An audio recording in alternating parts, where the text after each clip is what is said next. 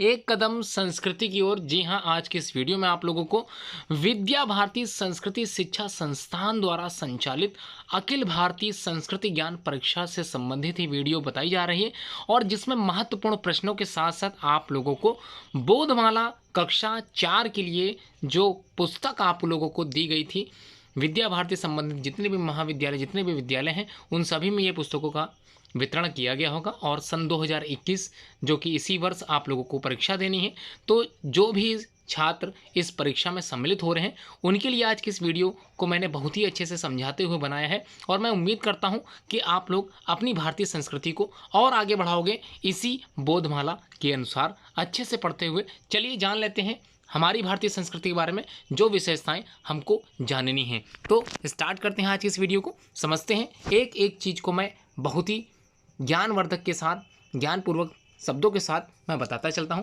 और आप लोग सुनते चलिए। तो बिल्कुल इसी तरह की पुस्तिका आप लोगों को मिली होगी। आगे बढ़ते हैं। विवेकानंद शिला स्मारक, यहाँ पर जो इमेज दिखाई जा रही है वो 50वीं वर्षगांठ 1970 से 2020 तक का जो वर्षगांठ मनाई गई है, तो 50वीं वर्षगांठ थी विवेकानंद शिला स्मारक की। चलिए बात करते हैं क्या है विवेकानंद शिला स्मारक। तो संपूर्ण राष्ट्र सन 2020 में स्वामी विवेकानंद शिला स्मारक की 50वीं वर्षगांठ मना रहा है। नई पीढ़ी इस राष्ट्रीय स्मारक से परिचित हो, इस दृष्टि से शिला स्मारक का परिचय यहाँ दिया जा रहा है। चलिए जान लेते हैं इसके बारे में। भारत के पुनरुत्थान के लिए दोबारा से एक भारत की छवि को और अच्छा करने के लिए स्वामी विवेकानंद का कार्य उस योजना के साथ शुरू हुआ जो उन्होंने भारत के अंतिम छोर पर स्थित उस चट्टान पर बैठकर बनाई थी, जहां से स्वामी विवेकानंद ने भारत के लिए अपने कार्य की शुरुआत की। उसी शिला पर अब आप सभी के अमूल्य योगदान से एक सुंदर स्मारक खड़ा हुआ है।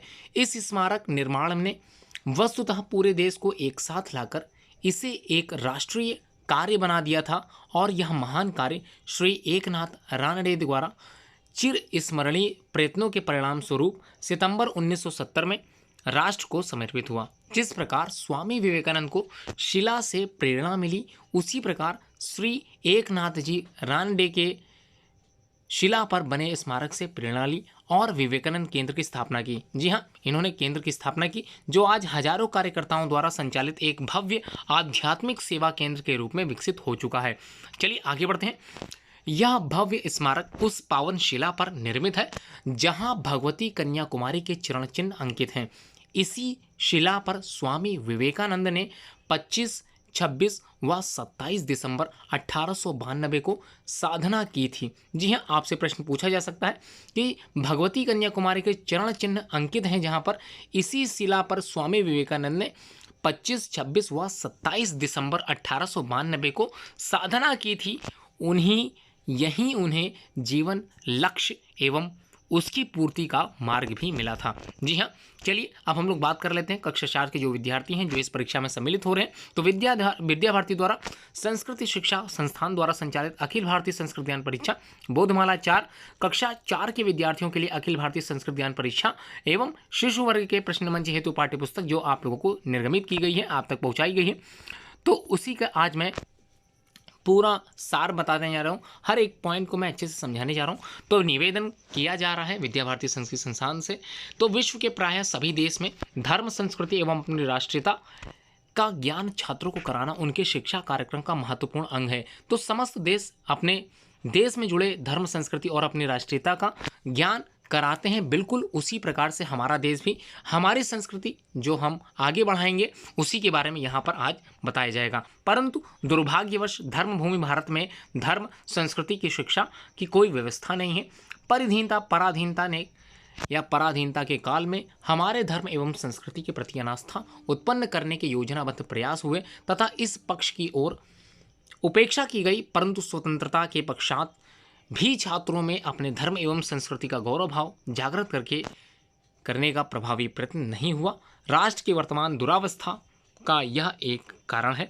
आज भारतीय शिक्षा प्रणाली में क्रांतिकारी परिवर्तन लाने की चर्चा चल रही है। शिक्षा को मूल्यपरक बनाने की आवश्यकता अनुभव की जा रही है। समाज को ज्ञान एवं विज्ञानमय बनाने का यत्न हो रहा है। इस दृष्टि से सर्वप्रथम हमें अपने छात्रों को भावनात्मक दृष्टि से शिक्षित करने की आवश्यकता है। अपने शाश्वत धर्म, संस्कृति, नीति एवं राष्ट्रीयता की शिक्षा को शिक्षा व्यवस्था में प्रमुख स्थान देने की आवश्यकता है। हमारे पूर्वज ने ज्ञान विज्ञान के विभिन्न क्षेत्रों में मानवता के विकास के लिए अद्वितीय योगदान दिया है। यह जानकारी अपने छात्र छात्राओं को देते हुए उनमें गौरव भाव एवं आत्मविश्वास जागृत करने की आवश्यकता है। इस भावना के साथ इस पुस्तक श्रृंखला का सृजन किया गया है। पूर्ण विश्वास है कि देश के सभी विद्यालय इस योजना से अवश्य लाभान्वित होंगे।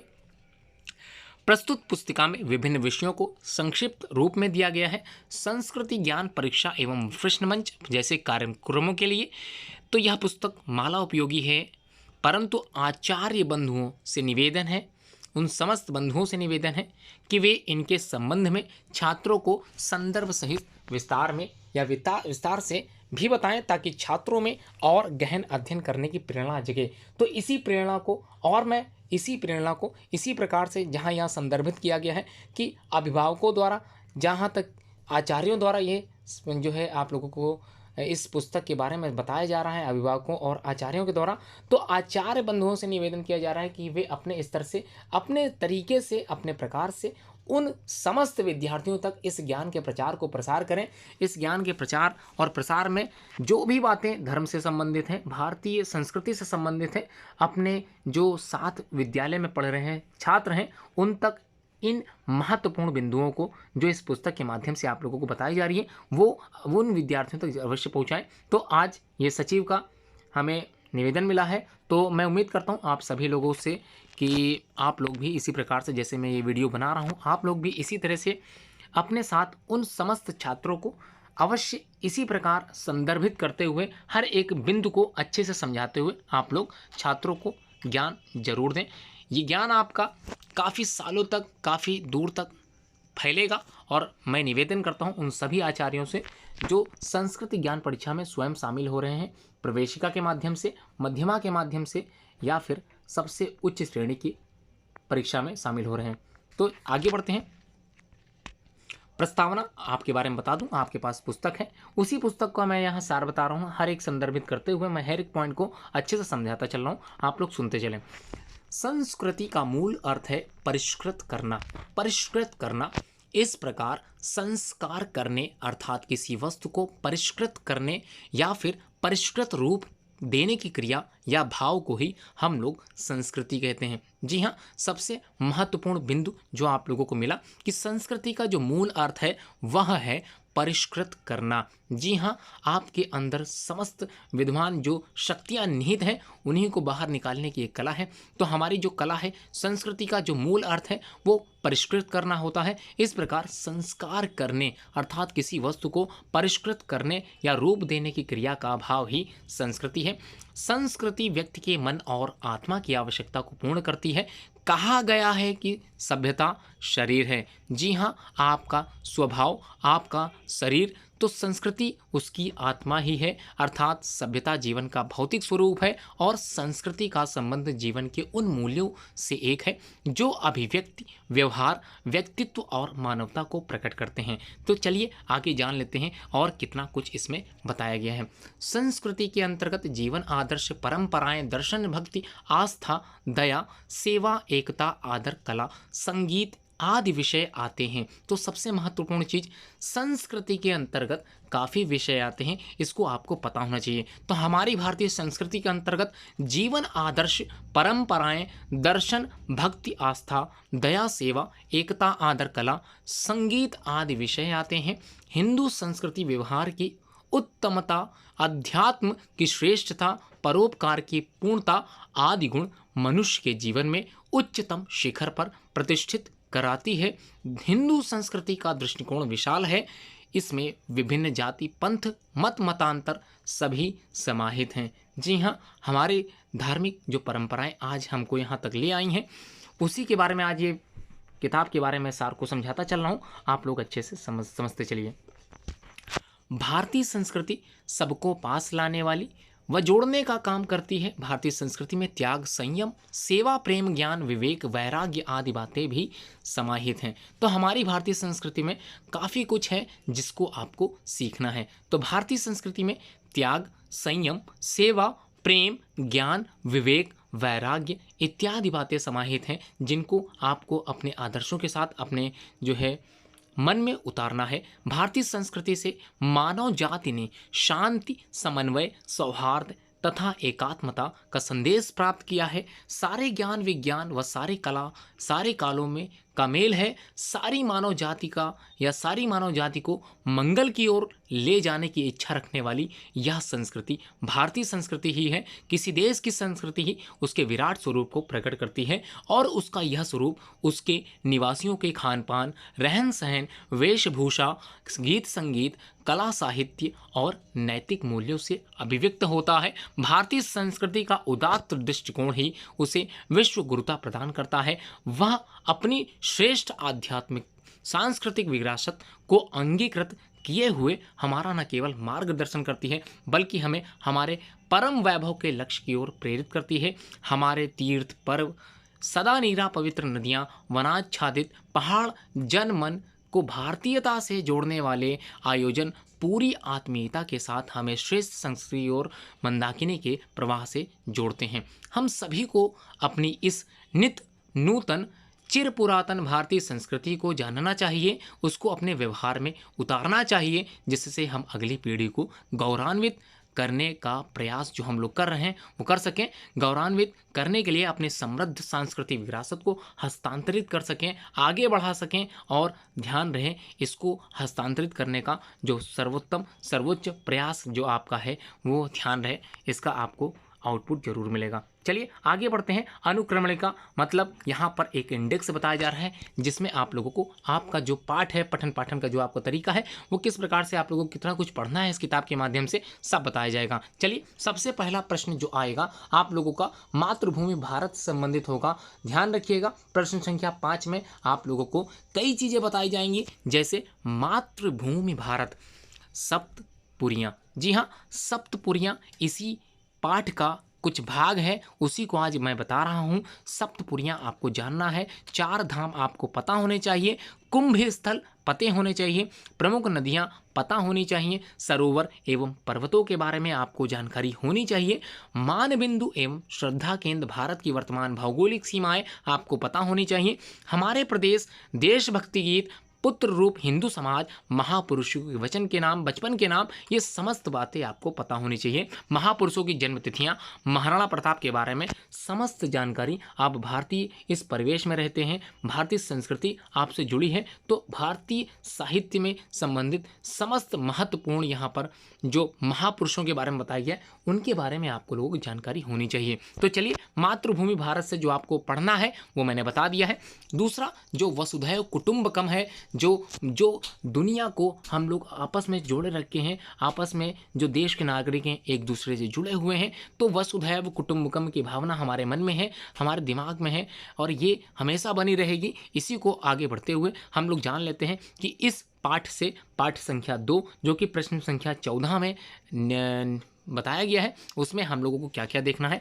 ईश्वर भक्ति देखना है, सत्कर्म देखना है, वैशिष्ट्य त्रय देखना है, हमारे राष्ट्रीय प्रतीक देखने हैं, भोजन मंत्र हम लोगों को आना चाहिए अगर आप विद्या भारती संबंधित विद्यालय में पढ़ रहे हैं। प्रातः स्मरण प्रथम 2 श्लोक आने चाहिए। हिंदू मान्यताओं का वैज्ञानिक आधार आप लोगों को पता होना चाहिए। महान विभूतियों के बारे में भी आप लोगों को ज्ञान होना चाहिए।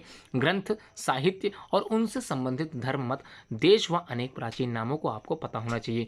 यानी कि कई देश ऐसे हैं जिनके प्राचीन नाम भारतीय जो है नामों से ही जुड़े हुए हैं, उनको आपको पता होना चाहिए। अगला पाठ संस्कारों की पावन परंपरा। जी हाँ, संस्कारों की पावन परंपरा में सांस्कृतिक पर्व त्योहार ये आप लोगों को जानकारी होनी चाहिए। तीर्थ आप लोगों को अपने पता होने चाहिए। मंदिर, सदग्रंथ, शिष्टाचार, अतिथि देवो भव, ये समस्त बातें आप लोगों को इसी पुस्तक के माध्यम से बताई जाएंगी और इन्हीं से संबंधित प्रश्नों से आप लोगों के उत्तर जाने जाएंगे। ठीक है, इसमें आप लोगों को क्या क्या पढ़ना है ये बताया जा चुका है। अब हम लोग बात करते हैं हमारा गौरवशाली इतिहास, जो भारत देश का गौरवशाली इतिहास रहा है, स्वर्ण युग जिसको हम लोग जानते हैं, तो ये सब कुछ आप लोगों को पढ़ना है। इस गौरवशाली इतिहास वाले पाठ में आप लोगों को भारतीय कालगणना, भारतीय अंक पद्धति, श्री राम कथा, रामायण के आदर्श पुरुष, राष्ट्रीय पर्व इत्यादि ये समस्त चीज़ें, समस्त बातें आप लोगों को बताई जाएंगी आज इस वीडियो के माध्यम से। और मैं उम्मीद करता हूँ अगर अभी तक आप लोगों ने चैनल सब्सक्राइब नहीं किया है और आप चाहते हैं भारतीय संस्कृति की इस तरह के चैनल को और आगे बढ़ाया ले जाए, तो आप लोग चैनल को जरूर सब्सक्राइब करें। भारत में भारतीय संस्कृति सबसे महत्वपूर्ण है, इसी को आगे बढ़ाने का उद्देश्य जो मेरा है वो मैं बढ़ा रहा हूँ। और मैं उम्मीद करता हूँ देश के नागरिक समस्त जो भी इस वीडियो को देख रहे हैं, इस वीडियो को अंततः अपने ध्यान रहे, अपने जो भी आप लोगों की जान पर पहचान के लोग हैं उन तक ये वीडियो को जरूर फैलाएं। चलिए आगे बढ़ते हैं। भारतीय विज्ञान की उज्ज्वल परंपरा, तो भारतीय विज्ञान की उज्ज्वल परंपरा को भी आप लोगों को सीखना है। भारतीय वैज्ञानिकों के बारे में आप लोगों को अध्ययन करना है। कुछ महान वैज्ञानिक जो भारत देश में हुए हैं उनके बारे में भी आप लोगों को जानकारी होनी चाहिए। हमारी उपलब्धियां क्या रही हैं, भारत देश की उपलब्धियां क्या रही हैं, हम लोग कहाँ पर विद्वान हैं, ये भी हम लोगों को पता होना चाहिए। आयुर्वेद से संबंधित कई बातें आप लोगों को इस पुस्तक के माध्यम से सिखाई जाएंगी, बताई जाएंगी, जानकारी दी जाएंगी। उसके बाद पाठ संख्या 6 में सामान्य ज्ञान संबंधित आप लोगों से कुछ प्रश्न किए जाएंगे जो कि जुड़े होंगे प्रसिद्ध ग्रंथ और उनके रचयिताओं के नाम के द्वारा, या फिर कह लें राष्ट्रीय पुरस्कार से संबंधित, या फिर खेल खिलाड़ी प्रसिद्ध तिथियों से जुड़े हुए प्रश्न आप लोगों से पूछे जा सकते हैं। अगला, हमारे राष्ट्र नायक आचार्य श्री महाप्रज्ञ दादा साहब फाल्के और दत्तोपंत ठेंगड़ी, पंडित रविशंकर मधुना, पंतलु, सत्यनारायण शास्त्री, इन समस्त के बारे में आप लोगों को जानकारी दी जाएगी। तो प्रश्न पत्र का स्वरूप देख लेते हैं, किस प्रकार का प्रश्न पत्र का स्वरूप होता है वो आप लोगों को पुस्तक के अंत में बताया गया है। उसको अवश्य कंठस्थ करें, उसको अवश्य जानें। इसलिए मैं अनुरोध करता हूँ उन समस्त आचार्यों से जो इस पुस्तक को अपने छात्रों से सिखा रहे हैं, पढ़ा रहे हैं, जानकारी दे रहे हैं, तो ध्यान रहे हर एक बिंदु को आप लोगों को बारीकता से बताना है। ये भारतीय संस्कृति को आगे बढ़ाने की आपकी एक जिम्मेवारी है जिसको आपको बढ़ाना है। चलिए बात करते हैं पहले पाठ की, मातृभूमि भारत। तो भारत भूमि हमारी मातृभूमि एवं पुण्य भूमि है। इस भूमि में अनेक महापुरुषों ने जन्म लिया है और भगवान के अनेक अवतारों ने इसे पवित्र बनाया है। आप समस्त सभी लोग ये बात जानते हैं। यहाँ के पावन पर्वत, पवित्र नदियाँ, अनेक तीर्थ, मंदिर और गुरुद्वारे समय समय पर निर्मित हुए हैं जिनके दर्शन कर हम आज भी पवित्र एवं धन्य होते हैं, होते रहेंगे और होते आए हैं। भारत के ऐसे पुण्य स्थलों के जो परिचय यहाँ पर बताया जाएगा, तत्संबंधित जानकारियाँ यहाँ प्रस्तुत की गई हैं, उन्हें अवश्य अवलोकित करें, अवश्य अवलोकन करें एवं हर एक प्रकार का दर्शन जो भी आप लोग पुस्तक के माध्यम से कर रहे हैं उसको अपने मन में जरूर उतारें। चलिए बात करते हैं सप्तपुरियाँ। तो सप्तपुरियाँ जो 7 पुर हैं उसको जरूर याद कर लें, अच्छे से कंठस्थ कर लें। ये प्रश्न आप लोगों के प्रश्न परीक्षा में आ सकता है। प्रश्न जो आप लोगों को पत्र दिया जाएगा उसमें ये प्रश्न हो सकता है। मोक्षदायिनी सप्तपुरियों की जानकारी निम्नलिखित है। तो चलिए एक एक के बारे में सीख लेते हैं। 7 पुर जो यहाँ पर बताए गए हैं, तो 7 पुरियों का देश हमारा देश। तो पहला है अयोध्या, मथुरा, माया, काशी, कांचीपुरम, अवंतिका, द्वारका। तो ये 7 पुरियों के बारे में आप लोगों को जानकारी होनी चाहिए। तो इसका एक श्लोक आप लोगों ने याद किया था, कंठस्थ किया था, इसको आप लोगों को बिल्कुल याद कर लेना है। अयोध्या, मथुरा, माया, काशी, इसी तरह से श्लोक आप लोगों को याद कराया जाएगा। चलिए फिलहाल समझ लेते हैं। अयोध्या आप लोग जानते ही हैं, सरयू नदी के तट पर, जो कि उत्तर प्रदेश राज्य में है। और आप लेके सौभाग्य की बात है अगर आप उत्तर प्रदेश के नागरिक हो तो राम मंदिर का जो सहयोगदान राशि आप लोगों ने दी थी अपने विद्यालय के द्वारा, स्वयं व्यक्तिगत रूप से, तो धन्य है, कृपा है आपकी कि आपके जो सहयोग से, आपके उस सहयोग से राम मंदिर में कुछ सहयोग गया। मथुरा जो कि यमुना नदी के तट पर स्थित है, उत्तर प्रदेश राज्य में है। माया जो कि हरिद्वार गंगा नदी के पावन तट पर है, उत्तराखंड राज्य में है। काशी गंगा नदी के तट पर है, उत्तर प्रदेश राज्य में है। कांचीपुरम जो कि चेन्नई के निकट तमिलनाडु प्रदेश में है। और अवंतिका जो कि उज्जैन के क्षिप्रा नदी के तट पर स्थित है, जो कि मध्य प्रदेश में स्थित है। अवंतिका जैसे कि आप लोगों ने देख लिया उज्जैन में क्षिप्रा नदी के तट पर स्थित है, मध्य प्रदेश में आता है। द्वारका अंतिम है, समुद्र तट पर, सौराष्ट्र गुजरात प्रदेश में। बिल्कुल इसी तरह से आप लोगों को इसी सीक्वेंस में याद कर लेना है। क्या याद करना है कि अयोध्या उत्तर प्रदेश में है, किस नदी के किनारे है, सरयू नदी के किनारे है। मथुरा यमुना नदी के किनारे है। माया मतलब हरिद्वार गंगा नदी के किनारे है, काशी गंगा नदी के किनारे है, कांचीपुरम चेन्नई के निकट तमिलनाडु प्रदेश के पास है, अवंतिका उज्जैन क्षिप्रा नदी के तट पर स्थित है, द्वारका समुद्र तट पर स्थित है, सौराष्ट्र जो कि गुजरात प्रदेश में है। चलिए इसके बारे में आप लोगों ने कई तरह की जानकारियां प्राप्त कर ली हैं। आगे बढ़ते हैं, हमारे चार धाम। तो क्या है चार धाम, इसको जरूर जानें। आपके जो चार धाम है, भारतीय राष्ट्रीय एकता के प्रतीक चार धाम निम्नलिखित हैं, निम्नांकित हैं, समझ लेते हैं। उत्तर में आप लोगों ने बद्री धाम, बद्रीनाथ धाम के बारे में सुना होगा, गए नहीं होंगे, यहाँ जाएं, अवश्य जाएं, अपने पेरेंट्स के साथ जाएं, गार्जियन के साथ जाएं, जरूर अपने बड़ों के साथ जाएं। तो उत्तर में बद्रीनाथ धाम, दक्षिण में रामेश्वरम धाम, पूर्व में जगन्नाथपुरी और पश्चिम में द्वारका धाम। तो आप लोगों से जो प्रश्न पूछा जाएगा वो कुछ इसी प्रकार से होगा कि उत्तर के भारतीय संस्कृति एकता के प्रतीक जो चार धाम है उसमें उत्तर दिशा में कौन सा धाम स्थित है। तो उत्तर दिशा में जो धाम स्थित है उसका नाम है बद्रीनाथ धाम। दक्षिण में उपस्थित है उसका नाम है रामेश्वरम धाम, और पूर्व में स्थित जगन्नाथपुरी धाम है, और पश्चिम में स्थित द्वारका धाम है। तो ये चारों धाम आप लोगों को ज्ञात हैं, याद है तो अच्छी बात है। चलिए अब हम लोग बात करते हैं कुंभ स्थल की। तो कुंभ स्थल हमारे भारत देश में चार जगह पर लगता है। कहाँ कहाँ लगता है? हरिद्वार में जो कि उत्तराखंड में है, गंगा नदी के तट पर लगता है। दूसरा प्रयागराज में, तो प्रयागराज में उत्तर प्रदेश राज्य के गंगा यमुना सरस्वती अर्थात त्रिवेणी के पावन संगम पर लगता है, और अभी हाल ही में लगा था, आपको ज्ञात होगा। उसके बाद तीसरा उज्जैन में लगता है, अवंतिका इसका पुराना नाम है, मध्य प्रदेश में है, क्षिप्रा नदी के तट पर लगता है। चौथा नासिक महाराष्ट्र में है, गोदावरी नदी के तट पर स्थित है। यहीं पर ये चारों आप लोगों को अच्छे से याद करने हैं। कुंभ स्थल जो कि चार हैं, आप लोगों को पता होने चाहिए कहाँ कहाँ ये स्थल हैं। प्रमुख नदियाँ, सरोवर एवं पर्वत। तो कैसे याद करना है, ये श्लोक आप लोग विद्यालय में, विद्या भारती से संबंधित समस्त विद्यालयों में इन श्लोकों को पढ़ाया जाता है, कंठस्थ कराया जाता है, और इनके अर्थ को आप लोगों को समझाया जाता है, जिसकी भावना आपके मन में बैठा दी जाती है। चलिए देख लेते हैं क्या चीज़ है यहाँ पर। उत्तरम यत समुद्रस्य हिमाद्रश्चैव दक्षिणम वर्षम तद भारतम नाम भारती यत्र संतति। अर्थात यह श्लोक विष्णु पुराण द्वितीय अंश तीसरा अध्याय प्रथम श्लोक में निर्गमित है, दिया गया है। उसी में से ये श्लोक यहाँ पर उतार दिया गया है। उत्तरम यत समुद्रस्य हिमाद्रश्चैव दक्षिणम वर्षम तद भारतम नाम भारती यत्र संतति। अर्थात यहाँ पर जो श्लोक बताया गया है उसी के आधार पर आप लोगों से प्रश्न पूछे जाएंगे कि प्रश्न क्या है। पहला, उपयुक्त श्लोक के आधार पर कौन सा क्षेत्र भारतवर्ष के नाम से जाना जाता है। तो हिंदू महासागर के उत्तर में तथा हिमालय के दक्षिण में समान स्थित महान देश भारतवर्ष के नाम से जाना जाता है। तो हमको ज्ञात हो गया कि उत्तरम यत समुद्रस्य हिमाद्रश्चैव दक्षिणम, वहीं पर वर्षम तद भारतम नाम भारती यत्र संततः। अर्थात जो हिंद महासागर के उत्तर में तथा हिमालय के दक्षिण में स्थित है वो महान देश भारतवर्ष के नाम से जाना जाता है। दूसरा प्रश्न, किस देश में धरती को माँ कहा गया है। तो भारत ऐसे देश में आप लोग रहते हैं, आप लोगों का सौभाग्य है कि हमारे भारत देश के यहाँ पर जो नाम है वो अपने आप में ही सुंदरतम स्वर्ण अक्षरों में लिखे जाते हैं।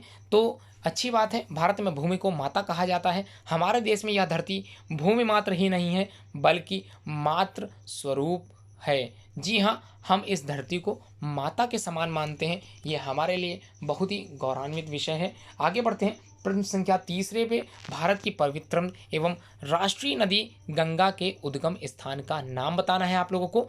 तो ज्ञात होना चाहिए जो भारत की सबसे पवित्र नदी है गंगा नदी, इस जो निकली है कहाँ से निकली है, गोमुख से निकली है, गंगोत्री से निकली है, जिला उत्तरकाशी, प्रांत उत्तराखंड से। जी हाँ, गोमुख जो कि उत्तराखंड में है वहीं से ये नदी निकली है। अखंड भारत की विशालतम नदी कौन सी है। तो अखंड भारत जिसके कोई खंड नहीं थे उस भारत देश की विशालतम नदी कौन सी है। तो उस नदी का नाम है ब्रह्मपुत्र नदी।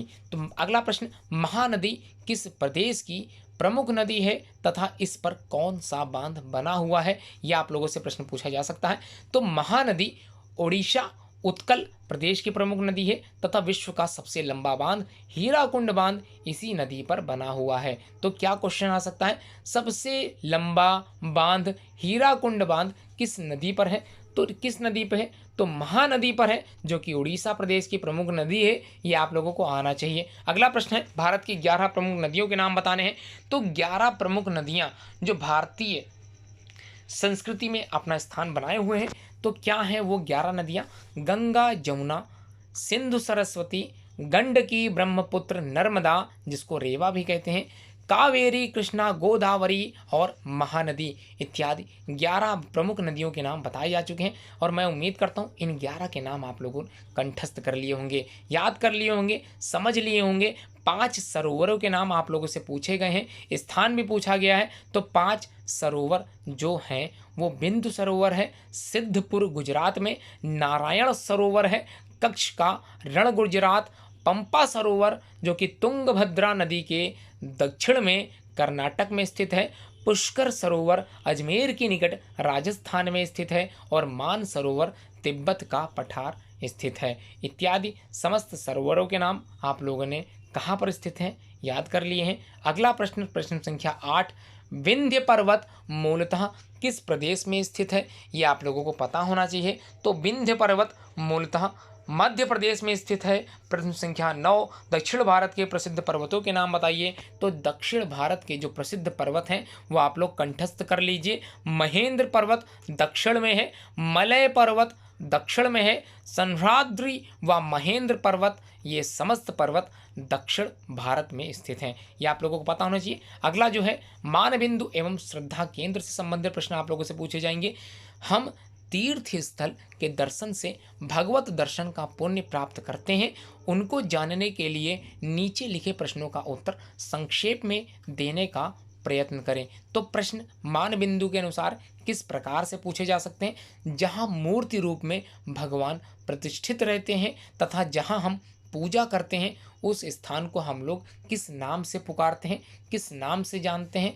तो उसका नाम है देवालय, अर्थात देवालय या फिर मंदिर। अगला प्रश्न, मंदिर में किसके सम्मुख अर्थात सामने पहुंचने पर अनायास ही हमारे दोनों हाथ प्रणाम करने के लिए उठ जाते हैं? तो वो किसके सामने? वो देव मूर्ति होती है, जिसके सामने हम लोग अपने हाथों को प्रणाम के माध्यम से जोड़ते हैं और अपने मन को उन्हीं में लगा देते हैं। तो उसका नाम है देव मूर्ति। सृष्टिकर्ता, पालक एवं संहारक, जिनको त्रिमूर्ति के नाम से हम लोग जानते हैं, रूप में किन देवताओं का स्मरण किया जाता है? त्रिमूर्ति नाम आते ही आपके दिमाग में सबसे पहले जो 3 नाम आएंगे वो नाम है ब्रह्मा, विष्णु और महेश। प्रश्न संख्या 4, किन ग्रंथों के अध्ययन से जीवन के आदर्शों की शिक्षा मिलती है? तो किन ग्रंथों के अध्ययन से जीवन के आदर्शों की शिक्षा मिलती है? तो वो धर्म ग्रंथों के आधार पर हम लोग अपने जीवन में इस जीवन के आदर्शों को शिक्षा, जो कि हमारे समस्त जो है ज्ञान का एक सर्वोत्तम मार्ग है, जिसमें हम इस प्रकार की शिक्षा को समझते हैं, सीखते हैं। अगला प्रश्न संख्या 5, गाय को हम माता क्यों मानते हैं? क्या कारण है गाय को माता मानने का? तो गाय का दूध माँ के दूध के समान अमृत तुल्य है एवं शिशु के लिए पोषक की तरह कार्य करता है, और गाय का दूध संपूर्ण आहार माना जाता है। इसी वजह से हम लोग गाय को अपनी माता के अनुसार ही एकदम मानते हैं। गावो विश्वस्य मातरः, अर्थात गाय चराचर जगत की माता है। तो इसी प्रकार हम लोग कह सकते हैं हमारी भारतीय संस्कृति में इस तरह के श्लोक विद्यमान हैं जो हमारी भारतीय परंपराओं को आगे बढ़ाते हैं। तो अर्थात गाय चराचर जगत की माता है, इस तरह हम लोग गाय को एक माता के रूप में देखते हैं। किस नदी का जल इतना शुद्ध है एवं पवित्र है कि वर्षों तक रखने पर भी दूषित नहीं होता? आप लोगों को ज्ञात होगा, आप लोगों के घरों में गंगा का जो जल होता है वो रखा जाता है, और गंगा स्नान के दिन आप लोग उसी जल का स्नान करते हो, ऐसा आप लोगों ने जानकारी प्राप्त की होगी। क्यों करते हो, कारण क्या है, ये अपने घर बैठे अभिभावकों से अवश्य पूछा करें। अपनी भारतीय संस्कृति को अपने अभिभावकों से भी आप लोग जरूर जाना करें और आचार्यों से भी पूछा करें। तो प्रश्न है, क्या किस नदी का जल इतना शुद्ध एवं पवित्र है कि वर्षों तक रखने पर भी वो दूषित नहीं होता? तो उस नदी का नाम है गंगा नदी। प्रश्न संख्या 7, अक्षय वट वृक्ष किस नगर में स्थित है? उस पवित्र स्थान का क्या नाम है? तो उस पवित्र स्थान का नाम है तीर्थराज प्रयाग। 8वां प्रश्न, घर के आंगन में कौन सा पौधा हमें पवित्रता का दर्शन कराता है तथा जिसके पत्ते कई रोगों से औषधि का काम करते हैं, तो यह आपके घरों में भी पाया जाता है, उसका नाम है तुलसी का पौधा। जी हाँ, उम्मीद करता हूँ आप लोगों ने काफ़ी कुछ सीखा होगा आज की इस वीडियो से, और मैं उम्मीद करता हूँ कि आप लोगों ने चैनल अभी तक सब्सक्राइब नहीं किया है तो चैनल जरूर सब्सक्राइब कर लें। आज की बोधमाला वीडियो जो बनाई गई है वो कक्षा 4 के समस्त विद्यार्थियों के लिए है जो संस्कृति ज्ञान परीक्षा में शामिल हो रहे हैं। तो वर्ष 2021 की परीक्षा जो कि संस्कृत ज्ञान परीक्षा है उसमें शामिल होने वाले समस्त कक्षा 4 के विद्यार्थियों के लिए आज ये वीडियो बनाई गई है, और मैं उम्मीद करता हूँ इस वीडियो को आप लोग अंत तक जरूर देखें, अंत तक जरूर जानें कि इस वीडियो के अंतर्गत आप लोगों को कितना ज्ञान दिया गया है। इस पुस्तक को आप लोगों को अगर पढ़ने का समय नहीं मिल पा रहा है तो ये वीडियो देखें। आप लोगों को इस वीडियो को देखने से ही आप लोगों को कई प्रकार के ज्ञान की प्राप्ति अवश्य होगी, ऐसा मैं कल्पना करके चल रहा हूँ, और मैं उम्मीद करता हूँ आप लोग वीडियो पूरी एंड तक जरूर देखोगे। चलिए आगे और सीखते हैं।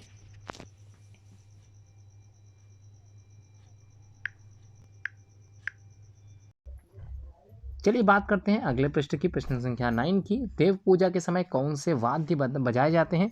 तो यहाँ पर वाद्य यंत्र आप लोग जानते ही होंगे, तो कौन से वाद्य यंत्र यहाँ पर बजाए जाते हैं देव की पूजा करते समय? तो शंख और घंटा ये बजाए जाते हैं। प्रश्न संख्या 10वें में आप लोगों से पूछा है, ग अक्षर से प्रारंभ होने वाले हिंदू संस्कृति के 5 प्रमुख मान बिंदु एवं आस्था के प्रतीक कौन कौन से हैं? तो ग अक्षर से, तो गा से गौ, गा से गंगा, गा से गीता, गा से गायत्री और गा से गणेश। ये 5 गा अक्षर से प्रारंभ होने वाले हिंदू संस्कृति के 5 प्रमुख मान बिंदु एवं आस्था के प्रतीक माने गए हैं। इनको आप लोग जरूर कंठस्थ करें, ऐसे प्रश्न भी देखने के लिए आ सकते हैं। अगला प्रश्न संख्या 11, सिखों का पवित्र ग्रंथ कौन सा है? तो सिखों का पवित्र ग्रंथ कौन सा है? तो आप लोग जानते ही होंगे श्री गुरु ग्रंथ साहिब, ये सिखों का पवित्र ग्रंथ है, आप लोगों को पता होना चाहिए। श्रद्धा केंद्र, चलिए बात कर लेते हैं श्रद्धा केंद्र के। तो सबसे पहला जो श्रद्धा केंद्र है वो अमरनाथ है।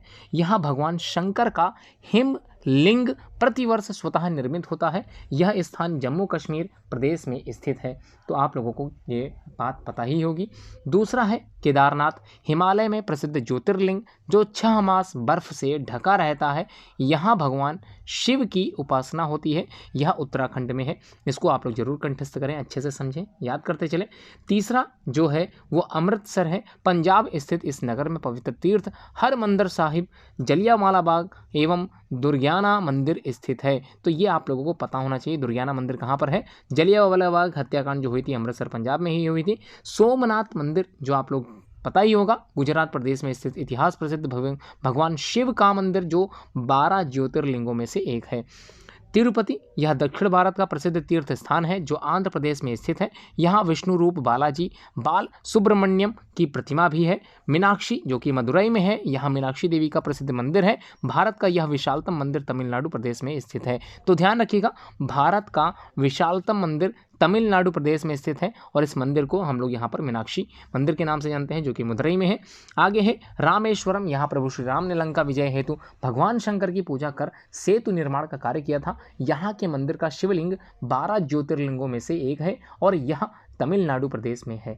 तो तमिलनाडु प्रदेश में आप लोगों ने मीनाक्षी मंदिर, रामेश्वरम इत्यादि पढ़े थे। अब हम लोग बात करते हैं पावापुरी की। तो बिहार प्रदेश में स्थित इस नगरी में 24वें जैन तीर्थकार भगवान महावीर स्वामी ने निर्वाण प्राप्त किया था, ये आप लोगों को पता होना चाहिए। तो भगवान महावीर स्वामी ने निर्वाण प्राप्त किया था, पावापुरी बिहार प्रदेश में स्थित है, आप लोगों को याद होना चाहिए। अब हम लोग बात कर लेते हैं भारत की वर्तमान भौगोलिक सीमाएं की। तो कौन कौन सी भारत की वर्तमान भौगोलिक सीमाएं जुड़ी हैं? तो महाप्रतापी राजा दुष्यंत और रानी शकुंतला का तेजस्वी पुत्र था, उसका नाम था भरत। यह बचपन में निर्भीकता से सिंह शावकों के साथ खेलता था, उनके मुंह में हाथ डालकर उनके दांत गिन लेता था। जनश्रुतियों के अनुसार उसके नाम पर अपने देश का नाम भारत रखा गया, यह आपको पता होना चाहिए। तो भारत की सीमाएं, तो भारत का मानचित्र ध्यान से आप लोगों ने देखा होगा, और देखकर आप लोगों को पता होगा। निम्नलिखित प्रश्नों का उत्तर आप लोग दे सकते हैं। तो चलिए बात कर लेते हैं प्रश्न संख्या 1 की। हमारे देश की उत्तरी सीमा की रक्षा करने वाला विश्व का सबसे ऊंचा पर्वत कौन सा है? तो आप लोगों ने याद किया होगा कि हमारे उत्तर में जो हमारा जो मुकुट है वो हिमालय है। तो हिमालय उत्तर सीमा की रक्षा करने वाला विश्व का सबसे ऊंचा पर्वत है जिसका नाम है हिमालय। दूसरा, दक्षिण में भारत माता के चरण धोता हुआ महासागर कौन सा है? तो उसे आप लोग हिंद महासागर के नाम से जानते हैं। तीसरा प्रश्न, हमारे भारत या फिर हमारे देश की वर्तमान सीमाओं के पास ऐसे कौन कौन से देश हैं जो पहले सांस्कृतिक भारत के अंग थे? तो आप लोग उनका नाम जरूर याद करें। तो पूर्व में अगर बात करें तो पूर्व में म्यांमार है देश, बांग्लादेश है, पश्चिम में पाकिस्तान और अफगानिस्तान है, उत्तर में तिब्बत है, नेपाल है और भूटान है, और दक्षिण में श्रीलंका है। ये समस्त देश जो हमारे देश की वर्तमान सीमाओं के आसपास थे, ऐसे ही देशों में जो पहले सांस्कृतिक भारत के अंग भी थे। हालांकि इन देशों को भारत देश से अलग किया जा चुका है, अलग हो चुके हैं ये देश, लेकिन फिर भी हम लोग अखंड भारत में इनका नाम जरूर याद करते हैं। चौथा है, भारत के पश्चिम में से कौन सा सागर है जिसे अरब सागर भी कहते हैं? तो पश्चिम में कौन सा सागर है जिसे अरब सागर भी कहते हैं और जिसमें भारत की पवित्र सिंधु नदी जाकर मिलती है? यह आप लोगों से पूछा गया है। तो सिंधु सागर ये इसका नाम है। प्रश्न संख्या 5, भारत के पूर्व में कौन सा सागर है जिसे बंगाल की खाड़ी भी कहते हैं और जिसमें भारत की पवित्र नदी गंगा मिलती है? तो उसका नाम है गंगा सागर। जी हाँ, गंगा सागर। आगे बात कर लेते हैं प्रश्न संख्या 6 की। तो भारत के दक्षिण में कौन सा द्वीप है जो भगवान रामचंद्र जी की रावण पर विजय का स्मरण दिलाता है तथा जो कभी हमारे देश का ही अंग था? तो उसका नाम था श्रीलंका। तो श्रीलंका भी हमारे देश का ही अंग था। अब हम लोग बात कर लेते हैं हमारे प्रदेश के बारे में। तो सबसे पहला प्रदेश जिसका नाम है यहाँ पर केरल। तो केरल के बारे में हम लोग कुछ सीख लेते हैं। आप लोगों को पता होना चाहिए, आपके देश में जितने भी राज्य हैं, जितने भी केंद्र शासित प्रदेश हैं, तो इनके बारे में आप लोगों को पता होना चाहिए। तो केरल प्रदेश भारत की दक्षिण पश्चिमी सीमा के समुद्र तट पर स्थित है। इसकी राजधानी तिरुवनंतपुरम है। यहाँ नारियल व ताड़ के वृक्षों के साथ साथ अस्त होते सूर्य इंद्रधनुषी क्षितिज की आकृति छटा एवं सुषमा देखने के लिए मिलती है। यहाँ मलयालम भाषा बोली जाती है। तो प्रश्न है, केरल जो राज्य है वहाँ पर कौन सी भाषा बोली जाती है? तो मलयालम भाषा बोली जाती है। और अच्छी बात बता देता हूँ, मलयालम को आप चाहे उल्टी तरफ से पढ़ें चाहे सीधी तरफ से पढ़ें, मतलब वही निकलेगा मलयालम। तो ठीक है, मलयालम भाषा बोली जाती है। काजू, सुपारी, नारियल, काली मिर्च, इलायची इत्यादि मसाले, काफ़ी, चाय, रबर यहाँ की प्रमुख उपजें हैं। खनिज संपदा में calcium carbonate, graphite, ilmenite, monazite की खदानें हैं। कोच्चि व तिरुवनंतपुरम यहाँ के प्रसिद्ध हवाई अड्डे हैं। ऐतिहासिक बंदरगाह कोझिकोड, कालीकट इसी प्रांत में है। तो कालीकट के बारे में आप लोगों ने अपनी इतिहास की किताब में पढ़ रखा होगा। कथकली व मोहिनीअट्टम प्रमुख यहाँ के नृत्य हैं। यहाँ नव वर्ष का शुभारंभ ओणम पर्व से होता है और ओणम पर्व मांगलिक और समृद्धि का प्रतीक माना जाता है। तिरुवनंतपुरम, वरकल्ला, अलपुझा, कोवलम, पद्मनाभ स्वामी मंदिर इत्यादि मंदिर यहाँ पर ही विद्यमान है। और गुरुवायूर में भगवान श्री कृष्ण का मंदिर तथा सबरीमलय में अयप्पा का मंदिर धर्मशास्ता दर्शनीय स्थल माना जाता है। यहाँ का आदि जगत गुरु शंकराचार्य का जन्म स्थान कालड़ी भी इसी प्रांत में है। कुड़ियाट्टम, तिरुवातिरा खेल प्रतियोगिता व नौकायन प्रतियोगिता यहाँ पर्यटकों को आकर्षित करती है। यह देश का पूर्ण साक्षर, ध्यान रखिएगा, देश का पूर्ण साक्षर प्रांत है। मत्स्य उद्योग यहाँ का प्रमुख व्यवसाय है। थुम्बा में भूमध्य रेखीय उपग्रह प्रक्षेपण केंद्र भी यहीं पे स्थित है। देशभक्ति गीत अब हम लोग थोड़ा सा जान लेते हैं, कुछ देशभक्ति के बारे में भी गीत है। तो चंदन है इस देश की माटी, तपोभूमि हर ग्राम है, हर बाला देवी की प्रतिमा, बच्चा बच्चा राम है, हर शरीर मंदिर सा पावन, हर मानव उपकारी है, जहाँ सिंह बन गए खिलौने, जहाँ गाय माँ प्यारी है, जहाँ सवेरा शंख बजाता लोरी गाती शाम है। चंदन है इस देश की माटी, तपोभूमि हर ग्राम है, जहाँ कर्म से भाग्य बदलते श्रम निष्ठा कल्याणी है। त्याग और तप की गाथाएं गाती कवि की वाणी है, ज्ञान यहाँ का गंगा जल सा निर्मल है, अविराम है। तो आगे पढ़ लेते हैं, चंदन है जिस देश की माटी, तपोभूमि हर ग्राम है। उसके बाद हम लोग जान लेते हैं कि इसकी सैनिक समर भूमि में गाया करते गीता है, यहाँ खेत में हल के नीचे खेला करती सीता है, जीवन का आदर्श यहाँ पर परमेश्वर का धाम है। चंदन है उस देश की माटी, इस देश की माटी, तपोभूमि हर ग्राम है। तो इसी को आप लोग जरूर याद करें, अच्छे से कंठस्थ करें। पुत्र रूप हिंदू समाज के बारे में हम लोग जान लेते हैं। खा अन्न और जल तेरा माँ, यह अंग सकल है बड़े हुए, तेरी ही वायु से माता, ये श्वास हैं अब तक अड़े हुए, ऋण तेरा है हम पर भारी, उसको हम आज चुका देंगे। माँ कसम है तेरी मिट्टी कि जीवन की भेंट चढ़ा देंगे। भारत माता के आदर्श पुत्र एवं पुत्रियों ने समाज एवं देश को समर्पित अपने क्रियाकलापों से भारत के गौरव को बढ़ाया है। अपनी प्यारी भारत माँ के हितार्थ प्राणों का बलिदान कर दिया है। अब हम अपने उन पूर्वजों को, महापुरुषों को एवं महान नारियों की श्रेणी में रखते हैं और उनके जीवन से प्रेरणा लेते हैं। इसे ही आगे बढ़ाते हैं हम लोग। उत्तर दीजिए, आपके पास प्रश्न है। जिसने ईश्वर में अटल विश्वास रखकर भयंकर जंगल में एक पैर पर खड़े होकर तपस्या की थी, 7 वर्ष का वह बालक कौन था? तो उस बालक का नाम था ध्रुव। और ध्रुव के बारे में आप लोगों ने कई प्रकार की जानकारियां प्राप्त कर रखी होंगी।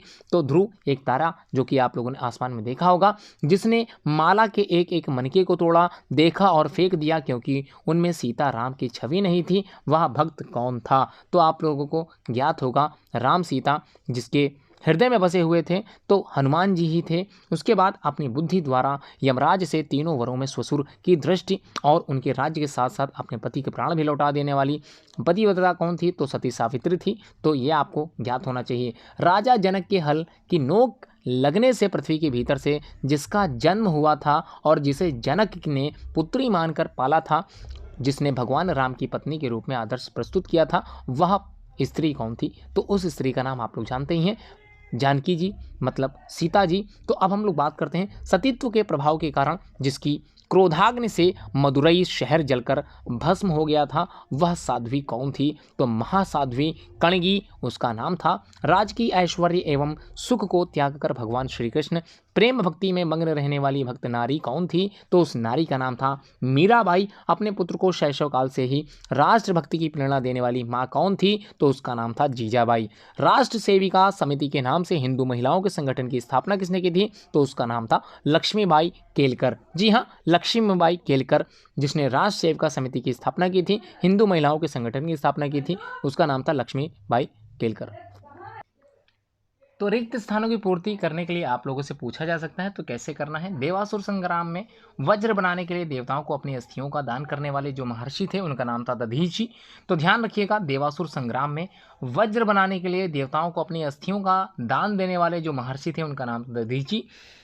महाभारत के युद्ध में घायल होकर सूर्य के दक्षिणायन से उत्तरायण में आने तक जिन्होंने अपने प्राण नहीं त्यागे थे उनका नाम था भीष्म पितामह। जी हाँ, महाभारत के युद्ध में घायल होकर सूर्य के दक्षिणायन से उत्तरायण में आने तक जिन्होंने अपने प्राण को बिल्कुल नहीं त्यागा था उनका नाम था भीष्म पितामह। गुरु सेवा, गौ सेवा, विनम्रता और गौतम ऋषि की कृपा से किनने ब्रह्म ज्ञान प्राप्त किया था? तो उनका नाम था सत्यकाम जाबाल। तो उनका नाम क्या था? सत्यकाम जाबाल।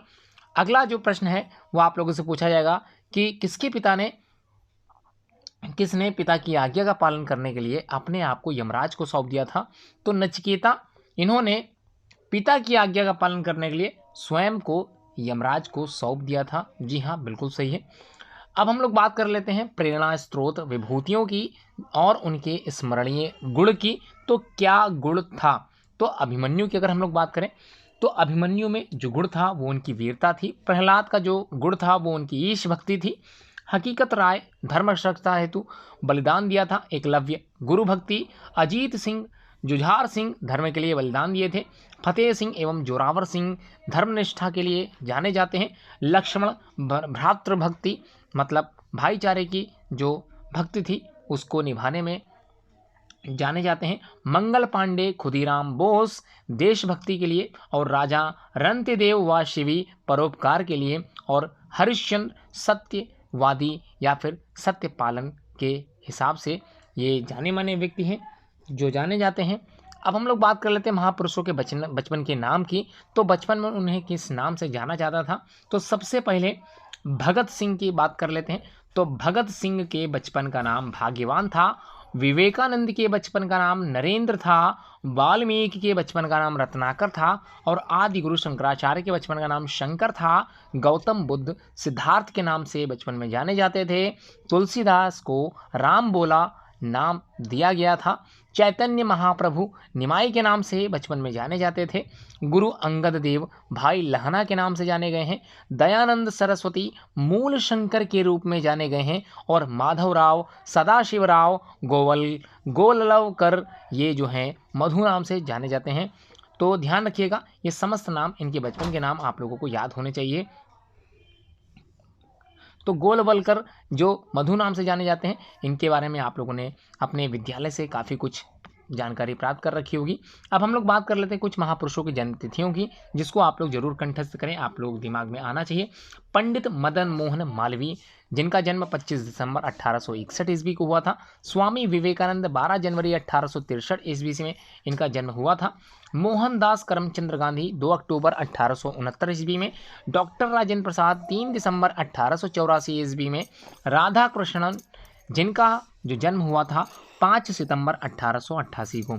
और डॉक्टर केशव बलिराम हेडगेवार 1 अप्रैल 1889 को।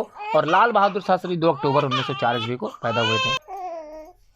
बात करते हैं महाराणा प्रताप की। तो महाराणा प्रताप, प्रश्न पूछा जा सकता है आप लोगों से, महाराणा प्रताप किस वंश में पैदा हुए थे? तो सिसोदिया वंश में महाराणा प्रताप का जन्म हुआ था। महाराणा प्रताप का जन्म किस तिथि व सन में हुआ था? तो महाराणा प्रताप का जन्म 9 मई सन 1540 ईस्वी में हुआ था। महाराणा प्रताप की माता का नाम क्या था? तो महाराणा प्रताप की माता का नाम जयवंता बाई था। और महाराणा प्रताप के पिता का नाम था महाराणा उदय सिंह। जी हाँ, आप लोगों ने महाराणा प्रताप के बारे में काफ़ी कुछ सीख लिया। अब हम लोग बात करते हैं अगले प्रश्न के, प्रश्न संख्या 14 की, जिसमें आप लोगों ने बहुत कुछ सीखना है महाराणा प्रताप के बारे में। तो महाराणा उदय सिंह की मृत्यु कब हुई थी? 28 फरवरी 1572 ईस्वी को। महाराणा प्रताप का राज्याभिषेक कब हुआ था? तो 3 मार्च 1572 ईस्वी को महाराणा प्रताप का राज्याभिषेक हुआ था। हल्दी घाटी के मैदान में महाराणा प्रताप का युद्ध किसके साथ हुआ था?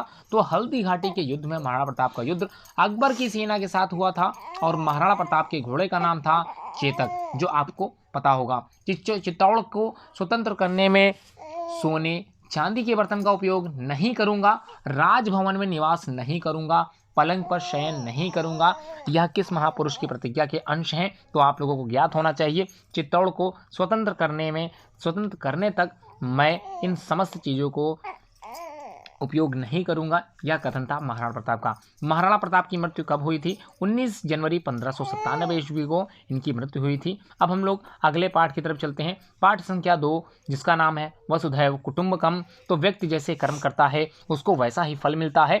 हम पूर्व जन्म में विश्वास रखते हैं, आत्मा की अमरता में हमारा विश्वास है। हम परब्रह्म परमेश्वर की संतान हैं। चींटी से लेकर हाथी तक के जीवन का वही स्वामी है। कुम्हार के धकते आवे में भी बिल्ली के बच्चों की रक्षा उस ईश्वर ने ही की थी। हाथी को मकर ने जब गहरे जल में खींचना प्रारंभ किया था, वह डूबने लगा था, तब उसकी करुण प्रार्थना सुनकर स्वयं भगवान ने आकर रक्षा की थी। हमने उस परमेश्वर को माता पिता एवं सब कुछ माना है, अतः उसी का स्मरण करें। अब हम लोग बात करते हैं ईश्वर भक्ति की। तो अपने घरों में ईश्वर की आरती और पूजा तो होती ही है। तो अपने घरों में जब ईश्वर की आरती और पूजा होती है, विष्णु और उनके राम कृष्ण आदि अवतारों और देवी देवताओं की पूजा भी ईश्वर भक्ति का ही एक अंग है। प्रातः उठते ही अपने माता पिता के श्रद्धापूर्वक चरण स्पर्श, अपने से बड़ों के हाथ जोड़कर प्रणाम करना भी ईश भक्ति ही है। दीन दुखियों की सेवा करना भी अपने यहाँ ईश्वर की पूजा माना गया है। इसी प्रकार गाय को रोटी देना, पौधों को पानी देना, माता पिता के कार्यों में सहयोग करना भी पुण्य कार्य है। अपंग असहाय को सड़क पार करने में मदद करने आदि को नर सेवा, नारायण सेवा कहा गया है। ईश्वर के प्रति प्रेम होने के कारण ही हमने उनसे अनेक संबंध जोड़े हैं और पुकार कर कहा है, तुमेव माता च पिता तुमेव बंधुश्च सखा तुमेव विद्या द्रविणम तुमेव सर्वम मम देव। अर्थात हे प्रभु, तुम ही मेरे माता पिता हो, तुम ही मेरे भाई हो, तुम ही मेरे मित्र हो, तुम ही मेरे विद्या और धन हो, और तुम ही मेरे सारे देवी देवता हो, सब कुछ तुम ही हो। समाज एवं देश हित का कार्य करना भी ईश्वर भक्ति है। जैसे जल का नल खुला कभी मत छोड़ें, उपयोग ना होने की स्थिति में बल्ब, पंखे आदि बंद कर देना, सबके लिए उपयोगी वस्तु लकड़ी, कोयला, पेट्रोल आदि वस्तुओं का दुरुपयोग रोकना, ध्यान रखिएगा। नए पौधों को लगाना एवं उनकी रक्षा करना, प्लास्टिक से बनी वस्तुओं का उपयोग यथासंभव नहीं करना, पॉलीथीन की थैलियों का उपयोग बिल्कुल नहीं करना, स्वदेशी वस्तुओं का उपयोग ज़्यादा से ज़्यादा करना, स्वयं स्वच्छ रहते हुए घर, विद्यालय एवं सड़क को स्वच्छ रखने का प्रयास भी ईश्वर भक्ति ही है। अतः हम लोगों को समस्त बातों को ध्यान रखना चाहिए। अब हम लोग बात कर लेते हैं रिक्त स्थानों की पूर्ति करने के लिए जो प्रश्न आप लोगों से पूछे जाएंगे किस प्रकार के हो सकते हैं। पहला प्रश्न, राम कृष्ण आदि अवतारों और देवी देवताओं की पूजा भी किस प्रकार का अंग है, तो ईश्वर भक्ति का ही एक अंग है। माता पिता के श्रद्धापूर्वक चरण स्पर्श करना भी ईश्वर भक्ति ही है। दीन दुखियों की सेवा करना भी आपने यहाँ ईश्वर की पूजा ही है, अपने यहाँ ईश्वर की पूजा ही है। नर सेवा ही नारायण सेवा ही मानी गई है। समाज एवं देश हित का कार्य भी ईश्वर भक्ति के समान ही है। प्रश्नोत्तर, तुमेव माता चा पिता तुमेव, तुमेव बंधु चस कथमेव, तुमेव विद्या द्रवणम तुमेव, तुमेव सर्वम देव देव। इस श्लोक के संदर्भ में हमने इस श्लोक में भगवान को अपने किन 4 संबंधों के रूप में देखा है, तो माता पिता भाई और मित्र के संदर्भ में हमने भगवान को देखा है। उसके बाद हमने अपनी विधा और संपत्ति को किस रूप में देखा है, परमात्मा के रूप में देखा है। ईश्वर के प्रति हमारे कौन कौन से 3 भाव बने रहने चाहिए, तो ईश्वर के प्रति प्रेम श्रद्धा और भक्ति का भाव बना रहना चाहिए। अब हम लोग सत्कर्म की बात कर लेते हैं। तो अच्छे कर्मों या फिर अच्छे कामों को ही सत्कर्म कहा जाता है।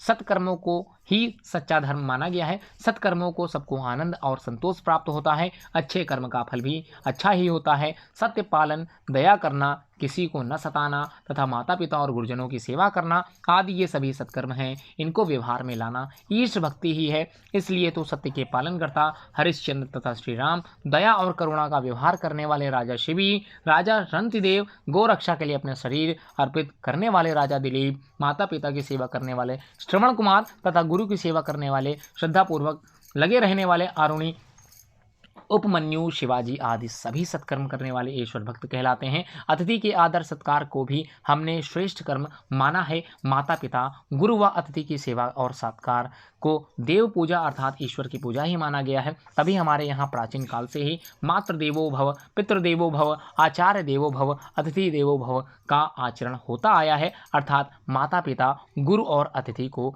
देवता मानो। माता पिता के रूप में परिवार के सभी बड़े और आचार्य के रूप में सभी ज्ञानी संत तथा सदाचारी श्रेष्ठ पुरुष आते हैं। इसलिए आप लोगों को उनका जो है सेवा करनी चाहिए। उनको जो है आप लोगों को भगवान का दर्जा देना चाहिए। रिक्त स्थान भरने के लिए आप लोगों से पूछा जा सकता है कि किसको ही सच्चा धर्म माना गया है, तो सत्कर्मों को ही सच्चा धर्म माना गया है। माता पिता और गुरुजनों की सेवा करना सभी सत्कर्म में ही आता है, इसी के अंतर्गत आता है। अतिथि के आदर सत्कार को भी हम लोगों ने श्रेष्ठ कर्म ही माना है। माता पिता, गुरु और अतिथि को देवता माना गया है। अच्छे कर्म का फल भी अच्छा ही होता है। इस प्रकार की हमारी निष्ठा है। सत्य कर्म या सत्कर्म करने से सबको आनंद और संतोष प्राप्त होता है। इस प्रकार आपने इतना सब कुछ सीख लिया है। आज इस वीडियो के माध्यम से आप लोगों को जो ज्ञान की प्राप्ति हो रही है, उसमें मेरा जो मेरा यहाँ पर बनाने का वीडियो का जो उद्देश्य है, उसमें सभी को इस प्रकार की जो बातें होती हैं, ज्ञानवर्धक बातें, वो आप तक पहुँचाना ही मेरा उद्देश्य है। तो मैं उम्मीद करता हूँ आप लोग वीडियो को एंड तक जरूर देखोगे। आगे भी इसी प्रकार की आप लोगों को ज्ञान की बातें मिलती रहेंगी। आज इस वीडियो के माध्यम से आप लोगों ने बोधमाला 4 का पूरा अध्ययन कर लिया है और मैं उम्मीद करता हूँ आने वाली परीक्षा में आप लोग सबसे सर्वोच्च अंक हासिल करके आप लोग विद्या भारती का नाम और ही ज़्यादा रोशन करोगे। चलिए आगे बढ़ते हैं। श्रवण कुमार का नाम किसके कारण से लिया जाता है? तो श्रवण कुमार का जब भी नाम आता है तो आपके मन में माता पिता के प्रति सम्मान, माता पिता की सेवा के प्रति जो हृदय में भाव उत्पन्न होता है, ये इन्हीं के कारण होता है कि श्रवण कुमार ने अपने माता पिता की सेवा बहुत ही उच्च कोटि तक की थी। आरुणि, उपमन्यु शिवाजी के नाम गुरु सेवा के लिए जाने जाते हैं। ये सब आपको पता होना चाहिए। आप लोगों ने सत्कर्म ही पूजा है, ये सब कुछ पढ़ लिया है। तो उम्मीद करता हूँ ये सारे क्वेश्चन आप लोगों को आसान लग रहे होंगे। 3 श्रेष्ठ, जी हाँ, 3 श्रेष्ठ क्या चीज़ें हैं? 3 श्रेष्ठ, इसको समझ लेते हैं। क्वेश्चन यहाँ से भी बनते हैं। इन सब का हमसे नित्य संबंध है, अतः हमें इनका स्मरण एवं ध्यान सदैव रखना चाहिए। तो 3 देवों में हमेशा आप लोगों को याद होगा ब्रह्मा, विष्णु, महेश। 3 शक्तियाँ, महासरस्वती, महालक्ष्मी, महाकाली, ये 3 शक्तियाँ हैं। 3 लोक, पृथ्वी, आकाश और पाताल। 3 काल, भूत, वर्तमान और भविष्य। 3 गुण, सत, रज और तम। और 3 ऋण, देव ऋण, ऋषि ऋण और पितृ ऋण। ये तीनों ऋण आपको पता होने चाहिए। हमारे राष्ट्रीय प्रतीकों में से जो आप लोगों को प्रश्न बताने जा रहा हूँ उसको ध्यान से आप समझते चलिए। भगवान श्री राम और श्री कृष्ण के रथ पर कौन सा ध्वज लगता है या फिर कौन सा ध्वज लहराता था? तो उदय होते सूर्य के रंग का ध्वज जो अरुण केतु कहलाता है, ये आप लोगों को भगवान श्री राम और श्री कृष्ण के रथ पर ध्वज लहराता दिखाई देगा। चंद्रगुप्त, विक्रमादित्य, शालिवाहन, पृथ्वीराज, विजयनगर के महाराजा कृष्णदेव राय, महाराणा प्रताप, छत्रपति शिवाजी, गुरु गोविंद सिंह के ध्वज किस प्रकार के थे? तो इन सभी के जो ध्वज थे वो केसरिया, अथवा भगवा रंग के ध्वज थे जिन पर उनका राज चिन्ह अंकित था। जी हाँ, आप लोगों को पता होना चाहिए इन समस्त जो यहाँ पर समस्त जो सम्राट हैं इनके जो ध्वज थे वो केसरिया अथवा भगवा रंग के ध्वज थे, ये आपको पता होना चाहिए। किसने अपने भगवा रंग के वस्त्र का टुकड़ा देकर शिवाजी से उसी रंग का ध्वज बनाकर हिंदू राष्ट्र की स्थापना करने का परामर्श दिया था? तो ऐसा किसने कहा था? तो समर्थ गुरु रामदास ने कहा था। स्वतंत्र भारत ने अपना राष्ट्रीय ध्वज किसको माना? तो स्वतंत्र भारत ने अपना राष्ट्रीय ध्वज केसरिया, श्वेत तथा हरे रंग का क्रमशः ऊपर से नीचे 3 पट्टियों वाला आयताकार तिरंगा ध्वज जिसमें बीचों बीच सफ़ेद पट्टी पर नीले रंग का 24 अरें अर्थात धारियाँ वाला अशोक चक्र बना है, वह हमारा राष्ट्रीय ध्वज है। जी हाँ, हमारे राष्ट्रीय ध्वज की ये सभी विशेषताएं आपको पता होनी चाहिए। उसके बाद ये रंग किस भाव के प्रतीक हैं? तो केसरिया त्याग का, श्वेत शांति का और हरा समृद्धि का। तो तीनों के बारे में आप लोगों ने सीख लिया। अशोक चक्र किस भाव का प्रतीक है? तो अशोक चक्र गतिशीलता का प्रतीक है। भारत का राष्ट्रीय पशु, पक्षी तथा फूल कौन कौन से हैं? तो फूल कौन कौन से हैं? तो ध्यान रखिएगा, भारत के राष्ट्रीय पशु, पक्षी और फूल आप लोगों को पता होना चाहिए। तो भारत का राष्ट्रीय पशु बाघ है, पक्षी मोर है तथा फूल कमल है। जी हाँ, ये तीनों आपको आने चाहिए। सांस्कृतिक एवं राष्ट्रीय एकता दर्शाने वाला विशालतम पर्व कौन सा है? तो उसका जो नाम है वो कुंभ है। भारत का ध्येय वाक्य आप लोगों को पता होगा, सत्यमेव जयते। भारत की राजभाषा हिंदी है। भारत की राष्ट्रीय नदी गंगा है। अब हम लोग भोजन मंत्र से ब्रह्मार्पणम ब्रह्म हविर्ब्रह्मग्नो ब्रह्मणाहुतम ब्रह्म तेन गंतव्यम ब्रह्म कर्म समाधिना।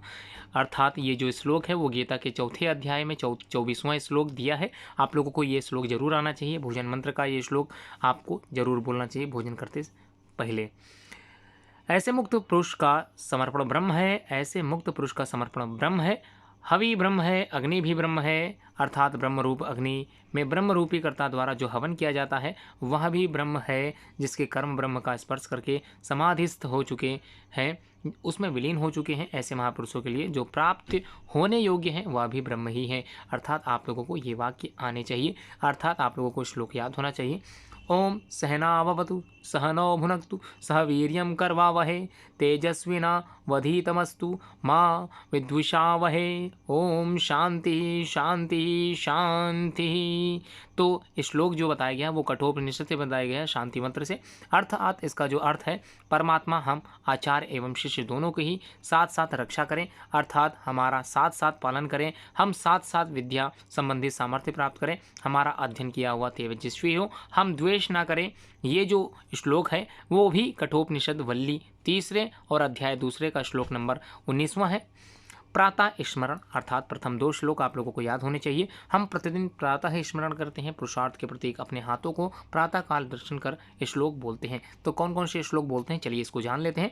कराग्रे वस्ते लक्ष्मी, कर मध्य सरस्वती, कर मूले तु गोविंदा, प्रभाते कर दर्शनम। हाथ के अग्रभाग में लक्ष्मी है, मध्य भाग में सरस्वती हैं तथा हाथ के मूल भाग में भगवान नारायण निवास करते हैं। अतः प्रातः काल अपने हाथों का दर्शन करते हुए दिवस को शुभ बनाएं, अर्थात दिन को शुभ बनावें। धरती पर चरण रखते समय हम धरती माँ से क्षमा मांगते हैं। इससे संबंधित प्रातः स्मरण में दूसरा श्लोक है, समुद्र वशने देवी पर्वत स्तन मंडले विष्णुपत्नी नमस्तुभ्यम पादस्पर्शम क्षमस्व में। तो ये आप लोगों को ज्ञात है कि आपके विद्यालय में इस तरह की वंदना होती है, इस तरह के आप लोगों को श्लोक सिखाए जाते हैं जिसमें जो अर्थ है वो आप लोगों को बहुत कुछ सिखाता है। हमारी मातृभूमि देवी लक्ष्मी माँ का ही स्वरूप है, जिसकी रक्षा स्वयं विष्णु भगवान करते हैं। इस देवी ने समुद्र को वस्त्र रूप में धारण किया है तथा पर्वतों का मंडल ही पयोधर है, जिसकी रसधारा नदियों के शीर जल से हम पुत्रों को जीवन मिलता है। हे माता, हमें तेरे शरीर को अपने पदों से अपने पैरों से स्पर्श करना होगा, अतः पुत्र मानकर हमें क्षमा करें। तो इस प्रकार इस श्लोक का जो अर्थ था आप लोगों को याद हो गया होगा। मैं उम्मीद करता हूँ आप लोगों को समझ में सब कुछ आ रहा होगा।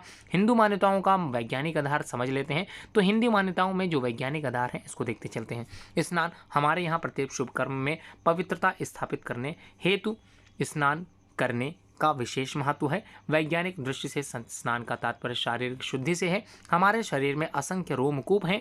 दिन भर परिश्रम करने पर शरीर से पसीना निकलता है। वायु लगने से पसीना का द्रव भर जाता है वायु लगने से पसीने का द्रव भाग तो वाष्प बनकर उड़ जाता है, परंतु मैल इन कूपों में जम जाता है। यदि इस मैल को नित्य साफ न किया जाए तो कुछ दिनों बाद मैल की मोटी एकत्र होकर इन रोमकूपों को बिल्कुल बंद कर देगी, जिससे अंदर का मल और दूषित वायु बाहर ना निकल सकेगी और अंदर सड़ जाएगी। फलतः शरीर में दुर्गंध आएगी एवं भयंकर रोग होंगे। इसलिए निरोग एवं स्वस्थ रहने के लिए दैनिक स्नान जरूरी है। अतः आप भी दैनिक स्नान अवश्य करें। जन्मदिन इस प्रकार मनावें, जिसका जन्मदिन दिवस मनाया जाए उसे ब्रह्म मुहूर्त में उठकर स्नान करना चाहिए। देवार्चन, दीप प्रज्वलन, पूजन, हवन, यज्ञ करके बालक बालिका को तिलक करें। दान संकल्प उपहार न लेकर सामर्थ्यानुसार दान देना चाहिए, अर्थात आप लोग उपहार बिल्कुल भी मत ग्रहण करें। आप लोगों को उपहार जबकि देना चाहिए, अपने सामर्थ्य के अनुसार दान देना चाहिए।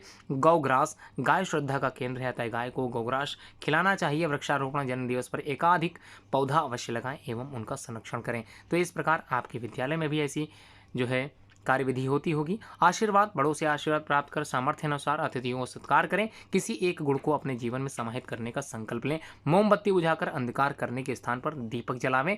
उपहार की अपेक्षा नहीं करनी चाहिए। जन्म दिवस गीत सब गाएं। क्या गाना है, चलिए आज हम लोग जन्म दिवस गीत भी सीख लेते हैं। हर्ष भरा ये जन्म दिवस चिर सुखमय मंगलमय हो। तन में बल, मन में महानता, भावो भरा हृदय हो। हर्ष भरा ये जन्म दिवस चिर सुखमय मंगलमय हो। ईश कृपा का लेकर संबल, पूज गुरुजनों का आशीष बल। पुण्य प्रकाश भरे दिश दिश में, जीवन ज्योतिर्मय हो। हर्ष भरा ये जन्म दिवस चिर सुखमय मंगलमय हो। अब हम लोग बात कर लेते हैं कुछ महान विभूतियों के बारे में, जिनके बारे में आपको लोगों को पता होना चाहिए। अपना देश भारत देश विश्व का सबसे प्राचीन देश है। यहाँ असंख्य महापुरुषों ने समय समय पर जन्म लेकर दुनिया की उन्नति एवं सभी मनुष्यों के कल्याण हेतु महत्वपूर्ण कार्य किए हैं। संसार के अन्य देशों में भी ऐसे व्यक्तियों ने जन्म लिया है जो मानव मात्र की सुख शांति के लिए जीवन भर प्रयत्न कर रहे हैं। हम सबके आदर के पात्र बन चुके हैं। इनमें से कुछ स्मरणीय नाम अग्रलिखित हैं, इनको अवश्य जानें। तो पहला नाम चाणक्य है। तक्षशिला के प्रमुख आचार्य, सम्राट चंद्रगुप्त के गुरु, प्रसिद्ध कूटनीतिज्ञ, अर्थशास्त्री एवं राष्ट्र जागरण का कार्य करने वाले चाणक्य ही हैं। महामना पंडित मदन मोहन मालवीय, तो आप लोगों को इनके बारे में भी काफ़ी कुछ पता होना चाहिए। आपके विद्यालय में भी मदन मोहन मालवीय की जितनी भी जो है उद्देश्य हैं, इनके जितने भी महान कार्य हैं, ये सब आप लोगों को बताए गए होंगे। प्रखर राष्ट्रवादी विचारक, भारतीय संस्कृति के विचार एवं प्रचार हेतु सतत प्रयासरत रहे। शिक्षा के क्षेत्र में काशी हिंदू विश्वविद्यालय की स्थापना की, जहां विश्व के विभिन्न देशों के विद्यार्थी आकर शिक्षा प्राप्त करते हैं। अब हम लोग बात कर लेते हैं भगवान बुद्ध की। तो लुम्बिनी, जो कि नेपाल में है, वहाँ पर इन्होंने जन्म लिया है। संसार के दुखों से दुखित अपना घर द्वार छोड़ ज्ञान प्राप्ति एवं शांति की खोज में निकल पड़े हैं। बोधगया जो कि बिहार में है, उन्हें ज्ञान की प्राप्ति हुई है। बौद्ध धर्म का प्रचार करने के लिए देश के विदेश में पर्याप्त हुआ। सम्राट अशोक के समय बौद्ध धर्म को राज्य संरक्षण भी प्राप्त हुआ है। तो महावीर स्वामी अगले हैं, इनके बारे में सीख लेते हैं। जैन मत के 24वें तीर्थंकर हैं। गुरु नानक देव सिख पंथ के प्रथम गुरु हैं। ईसा मसीह ईसाई मत को आरंभ करने वाले। हजरत मोहम्मद इस्लाम मत के प्रारंभकर्ता। ग्रंथ और उनसे संबंधित धर्म और मत, इसको भी सीखना अनिवार्य है, आप जरूर सीखें। ऐसे प्रश्न भी आपके एग्जाम में आ सकते हैं। श्रीमद् भगवद गीता, वेद पुराण, स्मृति, रामायण, महाभारत, उपनिषद, ये समस्त हिंदू धर्म के ही ग्रंथ हैं। त्रिपिटक बौद्ध धर्म का ग्रंथ है। कुरान इस्लाम का है। गुरु ग्रंथ साहिब सिख धर्म का है और बाइबल ईसाइयों का है। देश व उनके प्राचीन नाम जरूर याद रखें, इस प्रकार के भी प्रश्न आपके एग्जाम में पूछे जाएंगे। सर्वव्यापी हिंदू संस्कृति के जागतिक रूप को देखने के लिए यहाँ कुछ देशों के नाम स्मरण करें। यहाँ हमारे ऋषि मुनियों के परिश्रम से हमारी महान संस्कृति पहुँची। आज भी वहाँ सांस्कृतिक प्रतीक देखने को मिलते हैं। ब्रह्मदेश त्रिविष्टप जिसको तिब्बत, चीन, जापान और कोरिया आदि भी हमारी संस्कृति से लाभान्वित हुए हैं। उन देशों के नाम, प्राचीन नाम यहाँ दिए जा रहे हैं, इनको कंठस्थ करके याद करें। पहला नाम है कंबोडिया, तो कंबोज देश ये आपको पता होना चाहिए। थाईलैंड जिसको श्याम देश पहले हम लोग जानते थे। वियतनाम चंपा देश, लाओस लव देश, मलाया मलय द्वीप, जावा यवद्वीप और बोर्निया वरुण द्वीप, अफगानिस्तान गंधार देश उपगण स्थान। ईरान को आर्यान कहते थे, परशु देश इसी का नाम था, मैस्को को इसका मय देश है, म्यांमार का ब्रह्म देश है। अब हम लोग बात करते हैं संस्कारों की पावन परंपरा के बारे में। तो संस्कृति के महान विचार सूत्रों का ही भविष्य में प्रतीकों के रूप में रूपांतरण हुआ है, जिसके अंतर्गत पर्व, तीर्थ, मंदिर, सदग्रंथ, संतवाणी, शिष्टाचार एवं 16 संस्कार आदि आते हैं। इन्हीं संस्कारों के माध्यम से संस्कृति के प्रति गौरव व अस्मिता की सुगंध चारों ओर फैलती है। उनके विषय में यहाँ कुछ जानकारी दी जा रही है और मैं उम्मीद करता हूँ ये आप लोगों को जरूर आनी चाहिए। तो सांस्कृतिक पर्व और त्यौहार के बारे में हम लोग इस कंठस्थ कर लेते हैं। तो मकर संक्रांति, पोंगल दक्षिण भारत में मनाया जाता है, बिहू असम में है। तो सूर्य के मकर राशि में प्रवेश करने पर यह त्यौहार मनाया जाता है। बैसाखी जो कि पंजाब का त्यौहार है, तो मेष संक्रांति पर मनाया जाता है। छठ पूजा बिहार कार्तिक शुक्ल षष्ठी में मनाया जाता है। गणेश उत्सव महाराष्ट्र भाद्रपद शुक्ल पक्ष चतुर्थी में मनाया जाता है। गीता जयंती हरियाणा मार्गशीर्ष शुक्ल पक्ष एकादशी में मनाया जाता है। तो व्यास पूर्णिमा आषाढ़ पूर्णिमा को मनाते हैं। गुरु पूजन का सच्चा अर्थ है गुरु के प्रति समर्पण।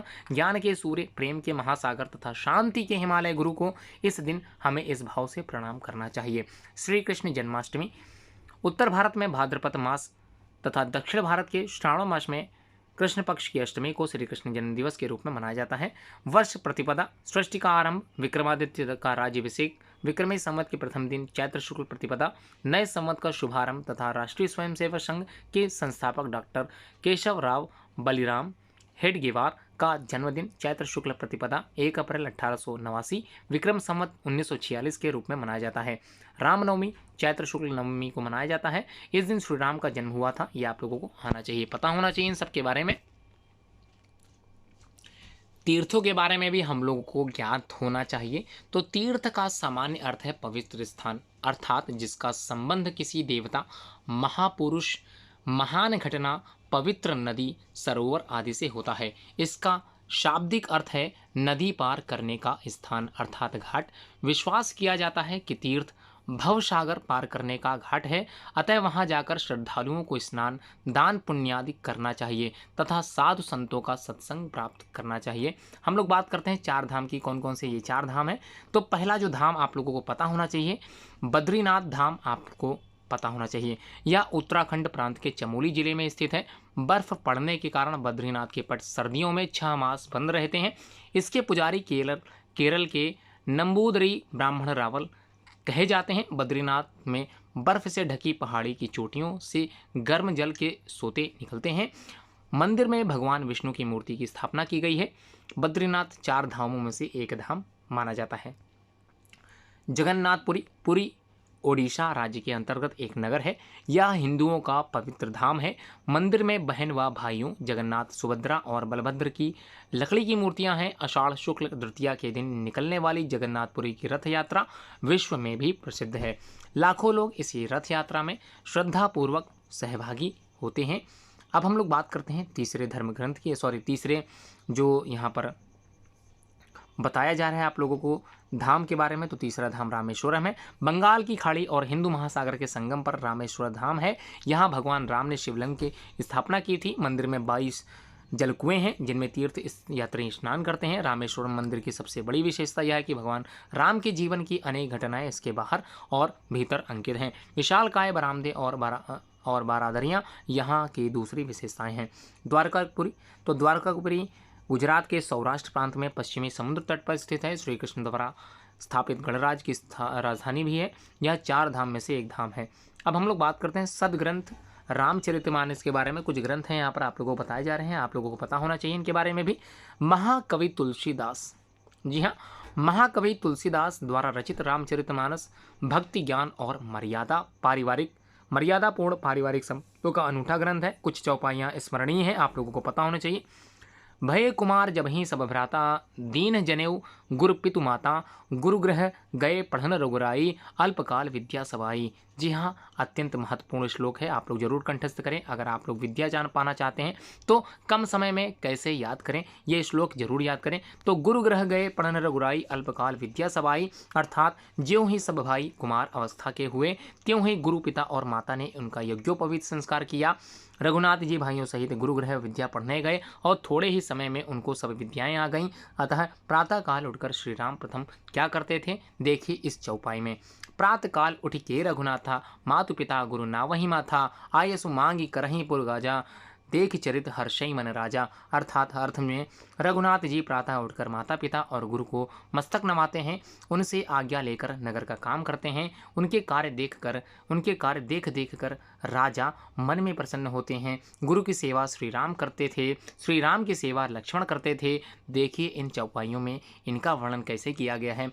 तेई दो बंधु प्रेम जनु जीते गुरुपद कमल पलोटत प्रीते बार बार मुनि आज्ञा देनहि रघुवर जाई शयन तब कीन्ही। अर्थात अर्थ जो है, मानो दोनों भाइयों ने ही प्रेम को जीत लिया है।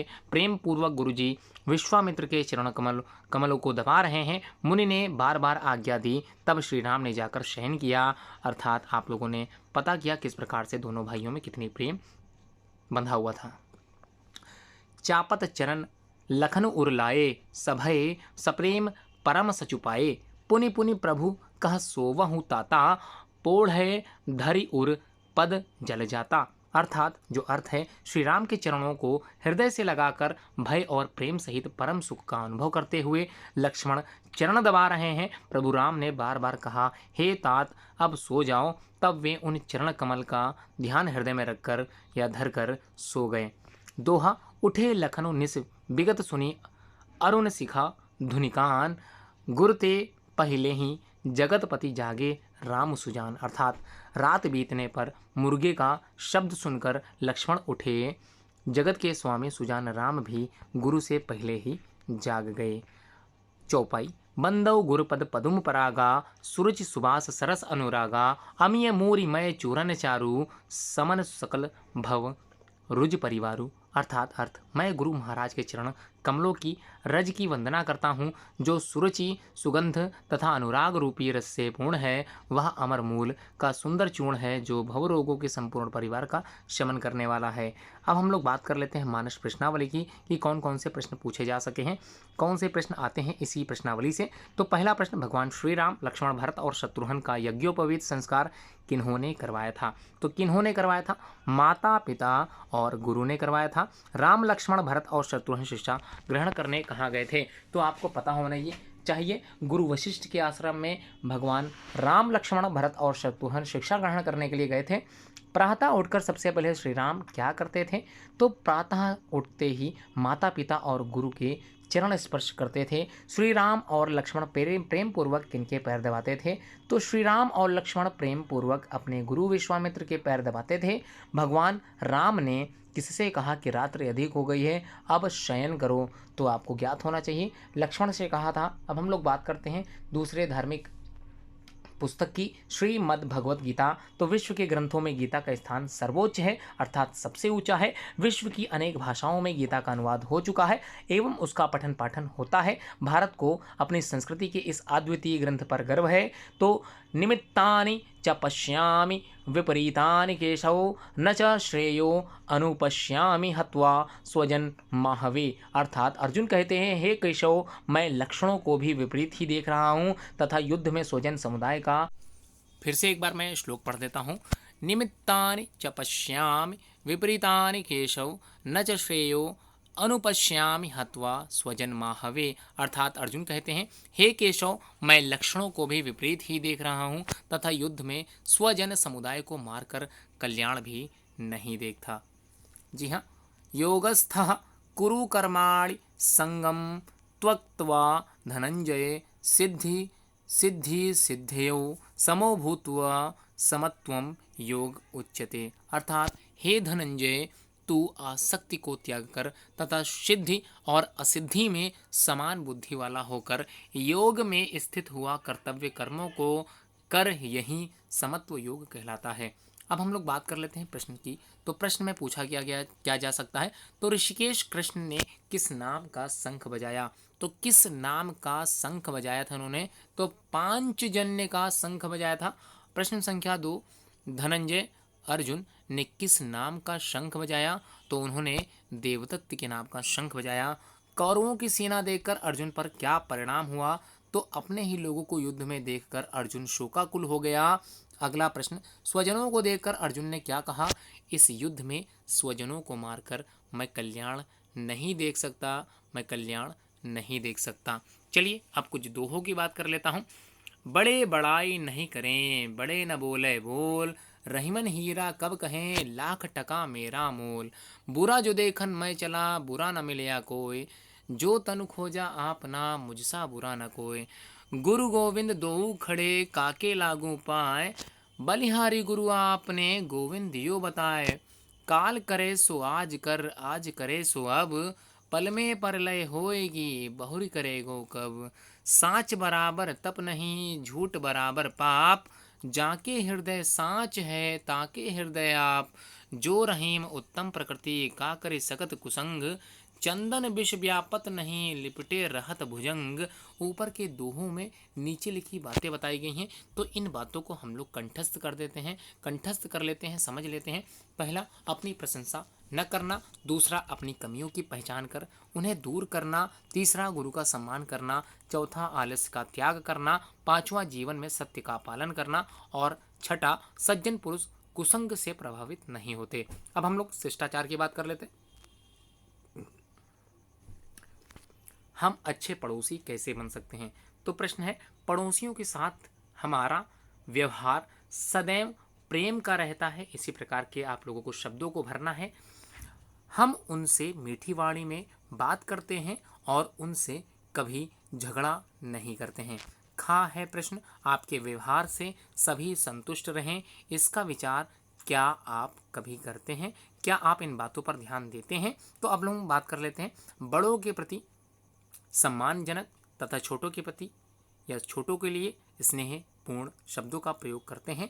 दो लोगों की बातचीत के मध्य नहीं बोलते हैं। अपने विद्यालय के छोटे भैया बहनों को रास्ता पार करने में हम उनकी सहायता करते हैं। अंधे या अपाहिज व्यक्ति को हम रास्ता पार करने में मदद करते हैं। गा है, हम भोजन पेट भरने के लिए नहीं, यज्ञ कर्म समझकर करते हैं। भोजन के समय भी हम कुछ नियमों का पालन करते हैं। देखिए भोजन के समय हम क्या क्या करते हैं। तो भोजन से पहले, भोजन से पूर्व हम अपने हाथ मुंह पैर धोते हैं। भोजन के पहले हम लोग भोजन मंत्र का पाठ करते हैं। भोजन में वही वस्तु लेते हैं जिसे रुचिपूर्वक खा सकें तथा उतनी मात्रा में लेते हैं जितनी आवश्यक हो। भोजन में जो भी परोसा गया है वह पूर्ण ग्रहण करते हैं और थाली में जूठन नहीं छोड़ते हैं। तो ये समस्त बातें आप लोगों को पता होनी चाहिए। अतिथि देवो भव, तो अतिथि सत्कार सामने आप लोगों को चित्र के माध्यम से काफ़ी चीज़ें पता चल रही होंगी।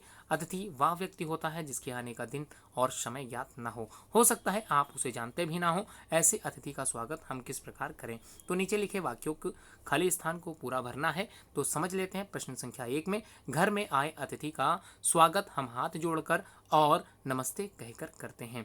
असुविधाओं में भी हम अतिथि के आने पर सहर्ष स्वागत करते हैं। उनके जाते समय हम उनसे पुनः आने का निवेदन करते हैं। अब हम लोग बात करते हैं अपने अगले पाठ, हमारा गौरवशाली इतिहास। तो भारतीय काल गणना के अनुसार कुछ चीज़ों को हम लोग रट लेते हैं, समझ लेते हैं, पढ़ लेते हैं। तो आजकल हम दिनांक ईस्वी काल गणना अनुसार लिखते हैं, जबकि भारतीय काल गणना अधिक श्रेष्ठ है। भारतीय पंचांग के 12 महीनों के नाम निम्नलिखित हैं। तो भारतीय मास 12 हैं, कौन कौन से हैं चलिए जान लेते हैं। चैत्र, वैशाख, ज्येष्ठ, आषाढ़, श्रावण, भाद्रपद, आश्विन, कार्तिक, मार्गशीर्ष, पौष, माघ, फागुन। तो ये 12 महीने आप लोगों को याद होने चाहिए। अब हम लोग बात करते हैं भारतीय अंक पद्धति।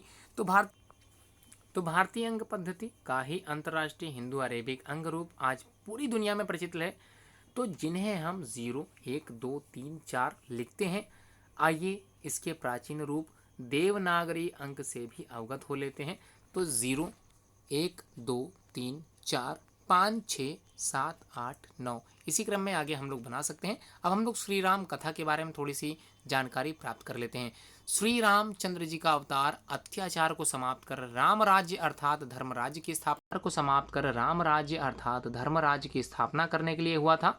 आप बचपन से ही रामायण की कथा सुनते आए हैं। आइए अपनी जानकारी की जांच कर लेते हैं। तो नीचे लिखे प्रश्नों का उत्तर आप लोगों को स्वयं देना है। राजा दशरथ कहाँ के राजा थे? तो आप लोगों को ज्ञात होगा राजा दशरथ अयोध्या के राजा थे।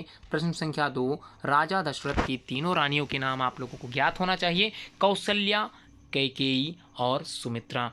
राजा दशरथ के पुत्रों के नाम बताइए। तो राजा दशरथ के पुत्रों के नाम राम है, लक्ष्मण है, भरत है और शत्रुघ्न है। तो आप लोगों को याद होगा। राम और लक्ष्मण को गुरु विश्वामित्र अपने साथ क्यों ले गए? तो राम और लक्ष्मण को गुरु विश्वामित्र राक्षसों के उत्पात से अपने यज्ञ की रक्षा कराने तथा भावी जीवन व्यवस्थित करने दोनों भाइयों को शस्त्र और शास्त्र दोनों में सुशिक्षित करने के लिए ले गए थे। महाराजा जनक ने सीता स्वयंवर के लिए कौन सी शर्त रखी थी? उसे किसने पूर्ण किया? तो सीता के स्वयंवर की शर्त यह थी कि जो व्यक्ति शिव धनुष को तोड़ेगा उसी के साथ सीता का विवाह होगा। श्री राम ने इस शर्त का पूरा किया था। तो इस शर्त को पूरा करने वाले श्री राम ही थे। श्री राम वन क्यों गए? माता कैकेयी ने राजा दशरथ से उनके लिए 14 वर्ष का वनवास मांगा था। राम पितृवचन का पालन करने हेतु वन गए थे। श्री राम से मिलने भरत चित्रकूट क्यों गए थे? तो राम को अयोध्या वापस लाने के लिए ये चित्रकूट गए थे। श्री राम अयोध्या क्यों नहीं लौटे? अपने पिता का वचन पूर्ण करने के लिए ये वापस नहीं लौटे। श्री राम के साथ सीता और लक्ष्मण वन क्यों गए जबकि उनको राजा द्वारा वनवास नहीं दिया गया था? सीता अपने पति के प्रेम और निष्ठा तथा लक्ष्मण अपने भाई के प्रति प्रेम और सेवा भाव के कारण वन गए थे। श्री राम ने अपार शक्तिशाली रावण को कैसे परास्त किया? सुग्रीव, हनुमान, अंगद, जामवंत आदि के सहयोग से वनवासी जातियों को संगठित करके तथा विभीषण से रावण की नाभि में अमृत होने का रहस्य जानकर श्री राम ने अपार शक्तिशाली रावण का वध किया था। यह आपको ज्ञात होगा। रामायण के आदर्श पुरुष प्रवर उस काल के कैसे सदाशय हैं, संसार को उनका सुयश कैसे समुंजल कर रहा। तन में अलौकिक कांति है, मन में महासुख शांति है, देखो न उनको देखकर होती सुरों की भ्रांति है। तो ये कथन है, ये जो काव्य है, ये जो कृति है, ये मैथिली शरण गुप्त द्वारा लिखित पंक्तियां हैं। पुरुष महान कार्य करने से आदर्श महापुरुष बन सकता है। निम्नलिखित महान कार्यों के साथ किस महापुरुष का नाम जुड़ा हुआ है? आइए जान लेते हैं। अयोध्या के राजा दशरथ के पुत्र जिन्होंने पिता की आज्ञा मानकर 14 वर्ष का वनवास स्वीकार किया, राक्षस राज रावण का वध किया। उन्होंने अपने कार्य व्यवहार से पुत्र, भाई, शिष्य, मित्र, पति तथा राजा के आचरण एवं व्यवहार की आदर्श मर्यादाएं स्थापित की। तो ये वचन है, ये बात है, ये जिनके बारे में कही गई लिखावट है। तो मर्यादा पुरुषोत्तम श्री राम के बारे में ये शब्द हैं, तो इनको जरूर कंठस्थ करें। जिन्होंने नीति का पालन करते हुए अपने बड़े भाई राम की पादुकाओं को सम्मुख रखकर 14 वर्ष उनके नाम से राज्य का कार्य संचालन किया, उनका नाम था भरत। निद्रा त्याग कर 14 वर्ष वनवास में अपने भाई राम की सेवा की थी, उनका नाम था लक्ष्मण। जिन्होंने आजीवन ब्रह्मचर्य व्रत का पालन किया तथा वह निष्काम सेवा के आदर्श के रूप में आज भी पूजे जाते हैं, उनका नाम है हनुमान। श्री राम, सीता एवं लक्ष्मण को गंगा नदी पार करने में किसने सहायता की थी? तो आपको ज्ञात होगा, वो कोई और नहीं केवट था। श्री राम के लिए वनवासियों को धर्म पर बलिदान होने की प्रेरणा देने वाले वनवासी राजा निषाद राज गुह थे। अब हम लोग बात कर लेते हैं राष्ट्रीय पर्वों की। तो राष्ट्रीय पर्व जो आप लोग मनाते हैं, तो नेशनल हॉलीडेज़ भी आप लोगों को ज्ञात होंगे। 15 अगस्त इस दिन स्वतंत्रता दिवस मनाया जाता है। सन 1947 में इस दिन भारत अंग्रेजों के शासन से मुक्त हुआ था। योगीराज अरविंद का जन्म भी इसी दिन होता है, अर्थात 15 अगस्त। 26 जनवरी यह गणतंत्र दिवस के रूप में मनाया जाता है। सन 1950 में इसी दिन भारत ने अपना संविधान लागू किया था, क्योंकि इस दिन हमारा राष्ट्र संपूर्ण प्रभुत्व स्थापित करने वाला संपन्न गणराज्य बना था। 2 अक्टूबर महात्मा गांधी जी एवं लाल बहादुर शास्त्री जी का जन्म होता है। 1857 के स्वतंत्रता संग्राम के कुछ सेनानी और उनके केंद्र जरूर कंठस्थ करें, जरूर याद करें। तो पहला है मंगल पांडे। तो मंगल पांडे उत्तर प्रदेश से संबंधित हैं। तात्या टोपे मध्य प्रदेश से संबंधित हैं। वीर कुंवर सिंह बिहार से संबंधित हैं। रंगो बापूजी महाराष्ट्र से। वासुदेव बलवंत फड़के महाराष्ट्र से। राणा बेनी माधव उत्तर प्रदेश से। तिलका मांझी झारखंड से। ठाकुर सूरजमल राजस्थान से। वीर नारायण सिंह छत्तीसगढ़ से। रानी लक्ष्मीबाई उत्तर प्रदेश से। नाना साहब पेशवा उत्तर प्रदेश से। फकीर चंद्र जैन हरियाणा से। तो ये समस्त बातें आप लोगों को पता होनी चाहिए। अब हम लोग बात कर लेते हैं भारतीय विज्ञान की उज्ज्वल परंपरा को ही समझ लेते हैं। तो भारतीय वैज्ञानिक रिक्त स्थानों की पूर्ति करना है, आप लोगों को सिर्फ रिक्त स्थान भरना है। तो किसने न्यूटन से लगभग 500 वर्ष पहले ही किसने न्यूटन से लगभग 500 वर्ष पूर्व गुरुत्वाकर्षण की जानकारी दे दी थी? तो उनका नाम था भास्कराचार्य। खा है पृथ्वी सूर्य की परिक्रमा करती है, इसका सिद्धांत देने वाले विश्व के प्रथम वैज्ञानिक आर्यभट्ट थे। वनस्पति में भी जीवन है, समस्त विश्व को यह जानकारी जगदीश चंद्र बसु ने दी थी। शून्य के उपयोग के नियम बनाने वाले वैज्ञानिक ब्रह्मगुप्त थे। विश्व में 20वीं शताब्दी के महान वैज्ञानिक गणितज्ञ श्रीनिवास रामानुजन थे। परमाणुवाद की खोज करने वाले प्रथम वैज्ञानिक कणाद थे। कुछ महान वैज्ञानिक जिनके बारे में आप लोगों को पता होना चाहिए। अथर्वण ऋषि संसार के प्रथम वैज्ञानिक जिन्होंने अग्नि का आविष्कार किया था तथा उनके वंशज ने अग्नि के अनेक प्रकारों का आविष्कार किया। कपिल सांख्य सूत्रों के रचयिता माने जाते हैं, सृष्टि विकास के प्रणेता माने जाते हैं। टी.आर. शेषाद्रि शैवाल विज्ञान के शैवाल रसायन के विशेषज्ञ थे। वर्गीज कुरियन दुग्ध क्रांति के जनक माने गए हैं। हमारी उपलब्धियां, जो भारत देश की उपलब्धियां हैं, इनको भी समझ लेते हैं। सन 1998 में राजस्थान के पोखरण स्थल पर परमाणु विस्फोट किस किस दिनांक को किए गए? 11 व 13 मई को। प्रक्षेपास्त्र मिसाइल के क्षेत्र में हमारे वैज्ञानिक ने श्रेष्ठ उपलब्धियां प्राप्त की। उन प्रक्षेपणास्त्र के नाम बताना है आपको। तो कौन कौन से हैं प्रक्षेपण अस्त्र, कौन कौन से हैं, चलिए जान लेते हैं।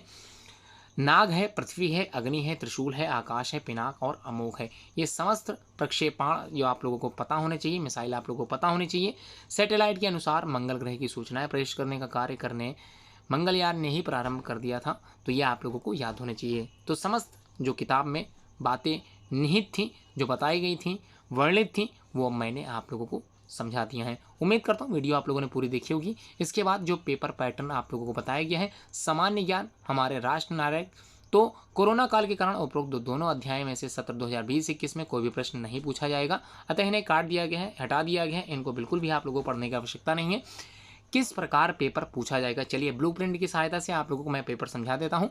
मातृभूमि भारत, जो कि 16 अंक निर्धारित हैं, इस पाठ से आप लोगों को 16 अंक के प्रश्न मिलेंगे। उसके बाद वसुधैव कुटुंबकम जो आप लोगों ने पढ़ा था, 16 अंक इससे भी आएंगे। संस्कारों की पावन परंपरा, 16 अंक इससे आएंगे। हमारी गौरवशाली इतिहास, 10 अंक होंगे। भारतीय विज्ञान की उज्ज्वल परंपरा, 12 अंक निर्धारित हैं। सामान्य ज्ञान, जो आप लोगों की ज्ञानवर्धक बातें जो आप लोगों ने सीखी थी, उससे प्रश्न भी आएंगे 16 अंकों के। हमारे राष्ट्र नायक, जो आप लोग पढ़ चुके हैं, 14 प्रश्न या 14 अंकों के प्रश्न हो सकते हैं। कुल अंकों का योग आप लोगों को पता है 100 है। आलोक अर्थात नोट, आवश्यकता अनुसार स्वविवेक से 2 अंक किसी भी इकाई में कम या अधिक किया जा सकता है। तो आवश्यकता अनुसार स्वविवेक से 2 अंक किसी भी इकाई में कम या अधिक किया जा सकता है। प्रश्न क्रमानुसार अंक विभाजन का स्वरूप भी देख लेते हैं। प्रश्नों के प्रकार किस प्रकार से होंगे, इसको देख लेते हैं। सबसे पहला जो प्रश्न आएगा वो रिक्त स्थानों की पूर्ति करने के लिए आएगा। दूसरा प्रश्न सही जोड़ी बनाने के लिए आ सकता है। तीसरा सत्य असत्य असंगत भ्रमार, ये भी आ सकता है। निर्णय बताइए भी आ सकता है। चौथा प्रश्न कथन किसने कहा, ये भी आपको पता होना चाहिए। प्रश्न संख्या 5 काव्यांश की पूर्ति करने के लिए आएगा। सुभाषित का अर्थ बताने के लिए छठा प्रश्न आ सकता है। 7वां प्रश्न सुभाषित गीत का अंश, कोई 2 सुभाषित अथवा गीत के 2 चरण आ सकते हैं, पूरे करने के लिए आ सकते हैं। प्रश्न संख्या 8 भावार्थ आधारित श्लोक कविता, 1 श्लोक एवं काव्यांश के आधार पर 2-2 अंक इससे आ सकते हैं। प्रश्न संख्या 9 एक शब्द में उत्तर दीजिए आएगा। प्रश्न संख्या 10 जो होगा एक वाक्य में उत्तर देने के लिए आएगा। 11वें में कारण बताइए आएगा। 12वें में प्रसिद्धता लिखिए करने के लिए आएगा। और 13 प्रश्न में अंतर बताइए आपसे पूछा जाएगा। 14वें प्रश्न में संक्षिप्त टिप्पणी लिखना है। 15 जो प्रश्न होगा, 15वां दीर्घ उत्तरीय प्रश्न 15 से 20 शब्दों में उत्तर लिखने के लिए आप लोगों से पूछा जाएगा। जो 16वां प्रश्न है निबंधात्मक प्रश्न, किसी घटना, कहानी, प्रेरक प्रसंग, महापुरुष का जीवन अर्थात अथवा प्रांत का वर्णन अधिकतम 50 शब्द में लिखने के लिए आ सकता है। तो ये था स्वरूप आपका प्रश्न पत्र कैसा होगा वो भी मैंने बता दिया। मैं उम्मीद करता हूँ जो विद्या भारती संस्कृति शिक्षा संस्थान का विशेष आवरण कवर लिफाफा जो आपके सामने दिख रहा होगा, उस किताब के पीछे स्पेशल कवर, इसको आप लोग जरूर जानें। आपकी किताब है जो भी आपको मिली है, उसमें हर एक पृष्ठ में जो भी बातें निहित हैं, जो भी बातें बताई गई हैं, उसको कंठस्थ अवलोकित जरूर करें। अर्थात मुझे उम्मीद है कि आपने पूरी वीडियो देखी होगी, समझी होगी और अपने मन में इस पूरी पुस्तक के सार को बसाया होगा। उम्मीद करता हूँ आगे भी आने वाली वीडियोज़ को आप लोग इसी तरह लाइक करोगे, इसी तरह से आने वाली वीडियो को आप लोग पूरा सुनोगे और शेयर करना बिल्कुल मत भूलें। अपनी इस वीडियो को जो आपने आज देखा है इसको अपने दोस्तों से जरूर शेयर करें। धन्यवाद पूरी वीडियो देखने के लिए।